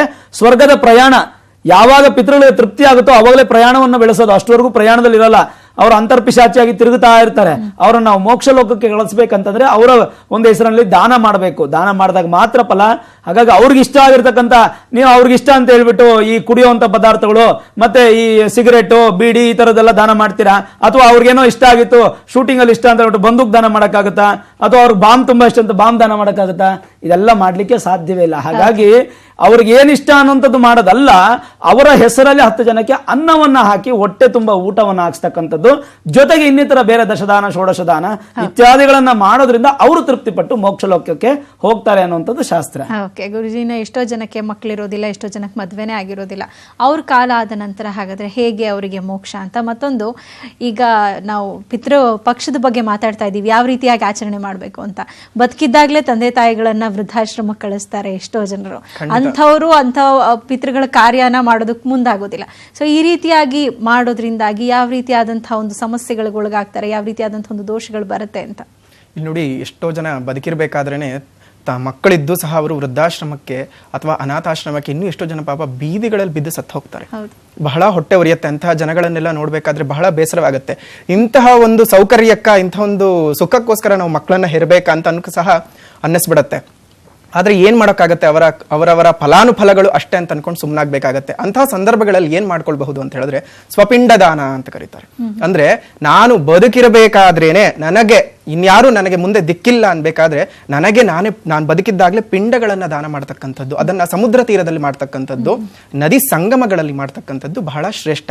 ಹೀಗೆ ಅವ್ರು ಮಾಡ್ಕೊಂಡು ಸತ್ತ ನಂತರ ಆ ಪಿಂಡ ಏನು ಅವರು ದಾನ ಮಾಡಿರ್ತಾರೆ, ಪಿಂಡ ಪ್ರದಾನ ಮಾಡಿರ್ತಾರೆ, ಅದು ಆನಂತರ ಅವರಿಗೆ ಸದ್ಗತಿಯನ್ನ ಕೊಡುತ್ತೆ ಅನ್ನೋದು ಒಂದು ನಂಬಿಕೆ. ಆಗ್ಲೇ ಹರಿಶಾಸ್ತ್ರಿ ಗುರೂಜಿ ಅವರು ಹೇಳ್ತಿದ್ರು, ಬೀಡಿ ತಂದಿಡೋದು, ಸಿಗರೇಟ್ ತಂದಿಡೋದು, ಅಥವಾ ಇನ್ನೊಂದು ಸರಾಯಿ ಮದ್ದುಗಳನ್ನೆಲ್ಲ ತಂದಿಡ್ತಕ್ಕಂಥದ್ದು ಅಂತ. ಬದುಕಿರಿ, ಅವ್ರು ಸತ್ತಾಗ ಎಲ್ಲ ತಂದು ಇಡ್ತಾರೆ, ಅವ್ರ ಫೋಟೋ ಮುಂದೆ ಇಡ್ತಾರೆ, ಈ ಮತ್ತ ಎಷ್ಟುದ್ದ ಎಲೆ ಹಾಸಿ ಎಲ್ಲಾನು ಇಡ್ತಾರೆ. ಆದ್ರೆ ಅವ್ರು ಬದುಕಿರ್ಬೇಕಾದ್ರೆ ನೋಡೋದೇ ಇಲ್ಲ. ಅವರು ಒಂದು ಹೊತ್ತು ಊಟ ಮಾಡಿದ್ರ, ಮಾಡ್ಲಿಲ್ವಾ, ಅಂಥ ಮಕ್ಳಿರ್ತಾರೆ. ಇನ್ನು ಇದ್ರಲ್ಲಿ ಮಕ್ಕಳದ್ದೇ ತಪ್ಪು ಅಂತ ಹೇಳೋದು ಬಹಳ ತಪ್ಪಾಗತ್ತೆ. ಹಿರಿಯರು ಸಹ ಅಷ್ಟೇ ಏನೋ ಒಂಥರ ಮೊಂಡಾಟ ಮಾಡ್ಕೊಂಡು ಮನೆ ಬಿಟ್ಟು ಹೋಗಿರ್ತಕ್ಕಂಥದ್ದು ಬಹಳ ಉದಾಹರಣೆಗಳಿರ್ತವೆ. ಏನೇ ಆಗ್ಲಿ ಅವ್ರು ನಮ್ಮ ಹಿರಿಯರು, ಯಾಕಂದ್ರೆ ವಯಸ್ಸು 60 ಆದ್ಮೇಲೆ ಅವ್ರ ಮಕ್ಕಳಂತೆ ಆಡ್ತಾರೆ. ನಾವು ಚಿಕ್ಕವರಾಗಿದ್ದಾಗ ನಮ್ದು ಎಲ್ಲಾ ಗಲೀಜುಗಳನ್ನ ಬಾಚಿ ಬಳದು ಎಲ್ಲ ನಮಗ್ ಸೇವೆ ಮಾಡಿರ್ತಾರೆ. ಅವ್ರಿಗೊಂದು ವಯಸ್ಸಾದ ನಂತರ ನೋಡ್ಕೊಳ್ಳೋದಿರ್ತಕ್ಕಂಥ ಮಕ್ಳು ಇರ್ತಾರಲ್ಲ, ಅದು ಬಹಳ ಖೇದಕರವಾದಂತಹ ಸಂಗತಿ. ಹಾಗಾಗಿ ಬದುಕಿರ್ಬೇಕಾದ್ರೆ ನೀವು ಏನು ಮಾಡಬೇಡಿ, ಒಂದ್ ಹೊತ್ತು ಅನ್ನ ಹಾಕಿ ಅವರಿಗೆ. ಸತ್ತ ಮೇಲೆ ನೀವೆಲ್ಲ ಮೃಷ್ಟಾನ್ನ ಭೋಜನ ಇಟ್ಟೇನ್ ಪ್ರಯೋಜನ, ಪಿತೃಕಾರ್ಯ ಮಾಡಿ ಏನ್ ಪ್ರಯೋಜನ? ಸತ್ತ ನಂತರ ಮಾಡೋದಲ್ಲ ನೀವು ಪಿತೃಕಾರ್ಯಗಳನ್ನ. ಬದುಕಿರ್ಬೇಕಾದ್ರೆ ಅವರು ನೀವು ಎಷ್ಟು ಚೆನ್ನಾಗಿ ನೋಡ್ಕೊಳ್ತೀರಿ. ಯಾಕಂದ್ರೆ ಆ ತಾಯಿ 9 ತಿಂಗಳು ಏನ್ ಮಾಡಿರ್ತಾಳೆ, ತನ್ನ ರಕ್ತವನ್ನ ಬಸ್ದು ಕೊಟ್ಟಿರ್ತಾಳೆ. ತನ್ನ ಎದೆ ಹಾಲು ಅಂತಕ್ಕಂಥದ್ದು ರಕ್ತ, ಅವಳ ರಕ್ತವನ್ನ ನಾನು ತಿನ್ಕೊಂಡು, ಅವಳ ಮಾಂಸವನ್ನ ತಿನ್ಕೊಂಡು ನಾನು ಬೆಳೆದಿರ್ತೀನಿ, ಹುಟ್ಟಿರ್ತೀನಿ. ಕೊನೆಗಾಲಕ್ಕೆ ಅವಳು ನಾನು ಸತ್ತಂತರ ತರ್ಪಣ ತಗೊಂಡೋಗಿ ಬಿಡ್ತೀನಿ, ಎಳ್ಳು ನೀರು ಹಾಕ್ತೀನಿ, ಅವಳ ಚಿತೆಗೆ ಬೆಂಕಿ ಇಡ್ತೀನಿ. ಬದುಕಿದ್ದಾಗ ನೀ ಏನ್ ಮಾಡ್ದೆ? ಬದುಕಿದ್ದಾಗ ನೀನ್ ಎಷ್ಟು ಸೌಕರ್ಯವಾಗಿ ನೋಡ್ಕೊಳ್ತೀಯೋ, ನೀ ಬಡವನಾಗಿರು ಶ್ರೀಮಂತನಾಗಿರೋ ಲೆಕ್ಕ ಅಲ್ಲ. ಆ ತಾಯಿಗೆ, ಆ ತಂದೆಗೆ ಒಂದಿಷ್ಟು ಗೌರವಗಳನ್ನ ಕೊಟ್ಕೊಂಡು ಒಂದಿಷ್ಟು ಸಮಾಧಾನವಾಗಿ ನೋಡ್ಕೊಂಡು ಹೋದ್ರೆ ಎಷ್ಟು ಚಂದ ಇರುತ್ತೆ ಜೀವನ. ಸತ್ತ ನಂತರ ಏನಾಗುತ್ತೆ, ಅಥವಾ ಅವನು ಸತ್ತು ಹೋಗ್ಬೋದು, ಗೊತ್ತಿಲ್ಲ. ಸತ್ತ ನಂತರ ಪಿತೃಕಾರ್ಯಗಳನ್ನ ಮಾಡಿ ಅವರನ್ನ ಸಂತುಷ್ಟಗೊಳಿಸೋದಲ್ಲ ಮನುಷ್ಯನ ಜೀವನ. ಬದುಕಿದ್ದಾಗ ನೀ ಏನ್ ಮಾಡಿದ್ದೆ, ಬದುಕಿದ್ದಾಗ ನೀನ್ ಎಷ್ಟು ನಿನ್ನ ತಂದೆ ತಾಯಿಗಳನ್ನ, ನೀವು ಪಿತೃಗಳನ್ನ ಎಷ್ಟು ಚಂದ ನೋಡ್ಕೊಂಡೆ ಅಂತಕ್ಕಂಥದ್ದು ಬಹಳ ಉತ್ತಮವಾದಂತಹ ಪ್ರಶ್ನೆ ಆಗತ್ತೆ. ಅವರವ್ರ ಮನಸ್ಸೇ ಅರ್ಥ ಮಾಡ್ಕೋಬೇಕು. ಆಯಾ ಮನಸ್ಸುಗಳ ಅರ್ಥ ಮಾಡ್ಕೊಂಡು ಬದುಕಿದ್ದಾಗ ತಂದೆ ತಾಯಿಗಳನ್ನ ಅವರು ಶ್ರೇಷ್ಠ ಭಾವನೆಯಿಂದ ನೋಡ್ಕೊಂಡ್ರೆ ಅದಕ್ಕಿಂತ ಔನ್ನತ್ಯ, ಒಂದು ಶ್ರೇಷ್ಠವಾದ ಸಂಗತಿ ಇನ್ಯಾವುದೂ ಇಲ್ಲ. ಗುರುಜಿ, ಈಗ 12 ಅಮಾವಾಸ್ಯೆ ಬರುತ್ತೆ ವರ್ಷದಲ್ಲಿ, ಆದ್ರೆ ಈ ಮಹಾಲಯ ಅಮಾವಾಸ್ಯೆನೇ ಪಿತೃಪಕ್ಷಕ್ಕೆ ಯಾಕೆ ಶ್ರೇಷ್ಠ ಅಂತ, ಮತ್ತೆ ಪ್ರತಿಯೊಬ್ಬರಿಗೂ ಕೂಡ ಈ ಸಂದರ್ಭದಲ್ಲಿ ದಾನಗಳನ್ನ ಮಾಡುವಂಥದ್ದು ಬಹಳ ಮುಖ್ಯ ಆಗಿರುತ್ತೆ ಅನ್ನೋದ್ರ ಬಗ್ಗೆ ಕೂಡ ತಿಳಿಸ್ಕೊಡ್ತಾ ಇದ್ರಿ. ಏನನ್ನೂ ಮಾಡೋಕ್ ಸಾಧ್ಯ ಇಲ್ಲ ಅನ್ನುವಂಥವ್ರು ಕೂಡ ಒಂದಷ್ಟು ದಾನಗಳನ್ನ ಅವ್ರ ಕೈಲಾದದನ್ನ ಮಾಡೋದು ಅಂತಂದ್ರೆ ಇಂತಿಂಥ ದಾನ ಮಾಡಬಹುದು ಅನ್ನೋದಾದ್ರೆ ಯಾವ್ಯಾವ ದಾನವನ್ನ ಮಾಡಬಹುದು ಅಂತ ಮೊದಲಿಗೆ ಅಮಾವಾಸ್ಯೆ ಬಗ್ಗೆ ತಿಳ್ಕೊಳ್ಳೋದಾದ್ರೆ, ನಮಗೆ ಮುಖ್ಯವಾಗಿ ಒಂದು ವರ್ಷಕ್ಕೆ ಈಗಾಗಲೇ 12 ಅಮಾವಾಸ್ಯೆ ಇದೆ ಅಂತ ನೀವು ಹೇಳಿದ್ರಿ. ಆ 12 ಅಮಾವಾಸ್ಯೆಯಲ್ಲಿ ಈ ಮಹಾಲಯ ಅಮಾವಾಸ್ಯೆಗೆ ಮಾತ್ರ ಯಾಕೆ ಪ್ರತ್ಯೇಕವಾದಂತಹ ಒಂದು ಸ್ಥಾನ ಅಂತಂದ್ರೆ, ಅಮಾವಾಸ್ಯೆ ಅಂತಂದ್ರೆ ಜಾತಕದಲ್ಲಿ ನೀವು ನೋಡಬಹುದು, ಸೂರ್ಯ ಚಂದ್ರ ಇಬ್ರು ಒಂದೇ ಮನೆಯಲ್ಲಿ ಇದ್ರೆ ಅದನ್ನ ಅಮಾವಾಸ್ಯೆ ಅಂತ ಹೇಳ್ತೀವಿ, ಸಂಗಮ ಅಂತ ಹೇಳ್ತೀವಿ. ಸೂರ್ಯ ಚಂದ್ರರ ಸಂಗಮ.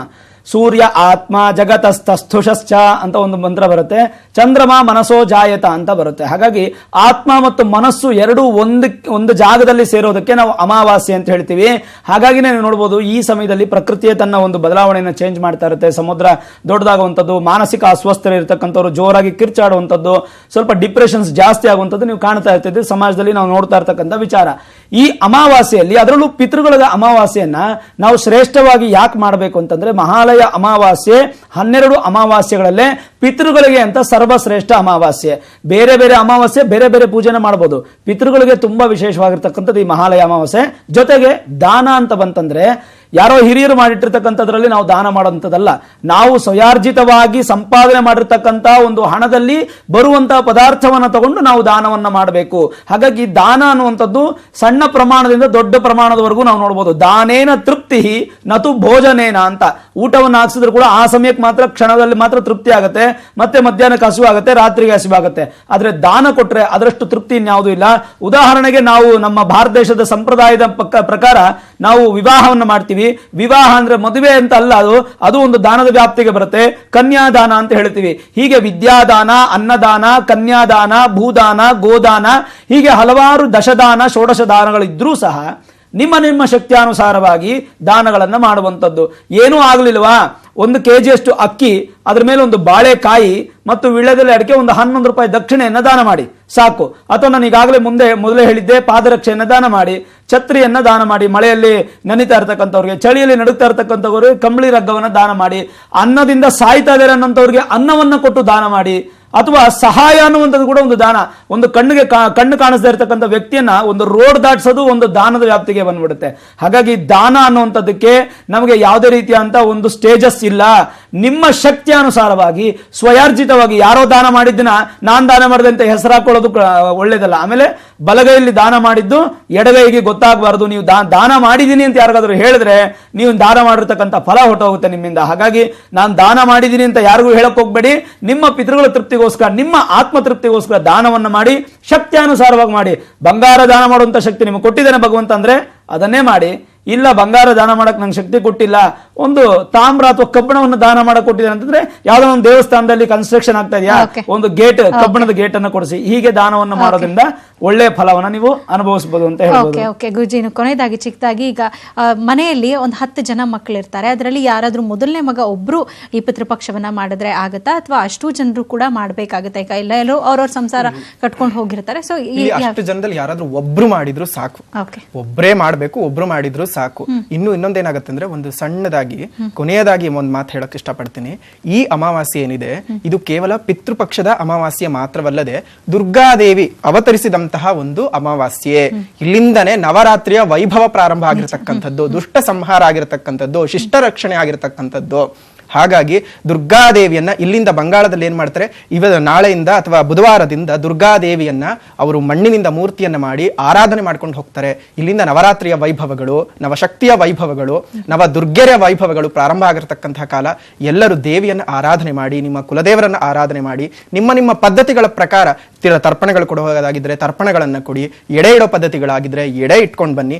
ನಿಮ್ಮ ಪದ್ಧತಿಗಳು ಏನಿದೆ ಅದನ್ನ ನೀವು ಫಾಲೋ ಮಾಡ್ಕೊಂಡು ಬನ್ನಿ. ಹೊಸದಾಗಿ ಹುಟ್ಟಾಕೋಬೇಡಿ, ಹಳೆಯದನ್ನ ಮರಿಬೇಡಿ. ಓಕೆ ಗುರುಜಿ, ಪಿತೃಪಕ್ಷದ ಸಂದರ್ಭದಲ್ಲಿ ಸಾಕಷ್ಟು ಉತ್ತಮ ವಿಚಾರಗಳನ್ನ ತಿಳಿಸ್ಕೊಟ್ರಿ. ನಮ್ಗೆ ಸಾಕಷ್ಟು ಕರೆಗಳು ಬರ್ತಾ ಇತ್ತು, ಅವ್ರಿಗ ಒಂದು ಅನುಮಾನಗಳೇನಿತ್ತು, ಅದಕ್ಕೂ ಕೂಡ ಉತ್ತರವನ್ನ ತಿಳಿಸ್ಕೊಟ್ಟಿದ್ದೀರಾ. ಧನ್ಯವಾದ ಇಬ್ಬರಿಗೂ. ನಮಸ್ಕಾರ. ವೀಕ್ಷಕರೇ, ನೋಡಿದ್ರಲ್ಲ ಪಿತೃಪಕ್ಷದ ಆಚರಣೆ ಹೇಗೆ, ಯಾವ ರೀತಿಯಾದಂತಹ ಒಂದು ಪದ್ಧತಿಗಳನ್ನ ಫಾಲೋ ಮಾಡಬೇಕು, ಯಾವ ಸಮಯದಲ್ಲಿ ಮಾಡಬೇಕು ಅನ್ನೋದನ್ನ ತಿಳ್ಕೊಂಡ್ರಲ್ಲ. ಸೊ ಗುರುಜಿ ಅವರು ಹೇಳಿದ ಪ್ರಕಾರ ನಿಮಗೆ ಏನಾದರೂ ಕನ್ಫ್ಯೂಷನ್ಸ್ ಇದ್ದು ಅದು ಕ್ಲಿಯರ್ ಆಗಿದ್ರೆ ಆ ಪ್ರಕಾರವಾಗಿ ಆಚರಣೆ ಮಾಡಿ ಅಂತ ಹೇಳ್ತಾ ಈ ವಿಶೇಷ ಕಾರ್ಯಕ್ರಮವನ್ನು ಇಲ್ಲಿಗೆ ಮುಗಿಸ್ತಾ ಇದ್ದೀನಿ. ನೋಡ್ತಾ ಇರಿ News 18 ಕನ್ನಡ, ಜಾಲ ನಮ್ಮದು, ಬಲ ನಿಮ್ಮದು.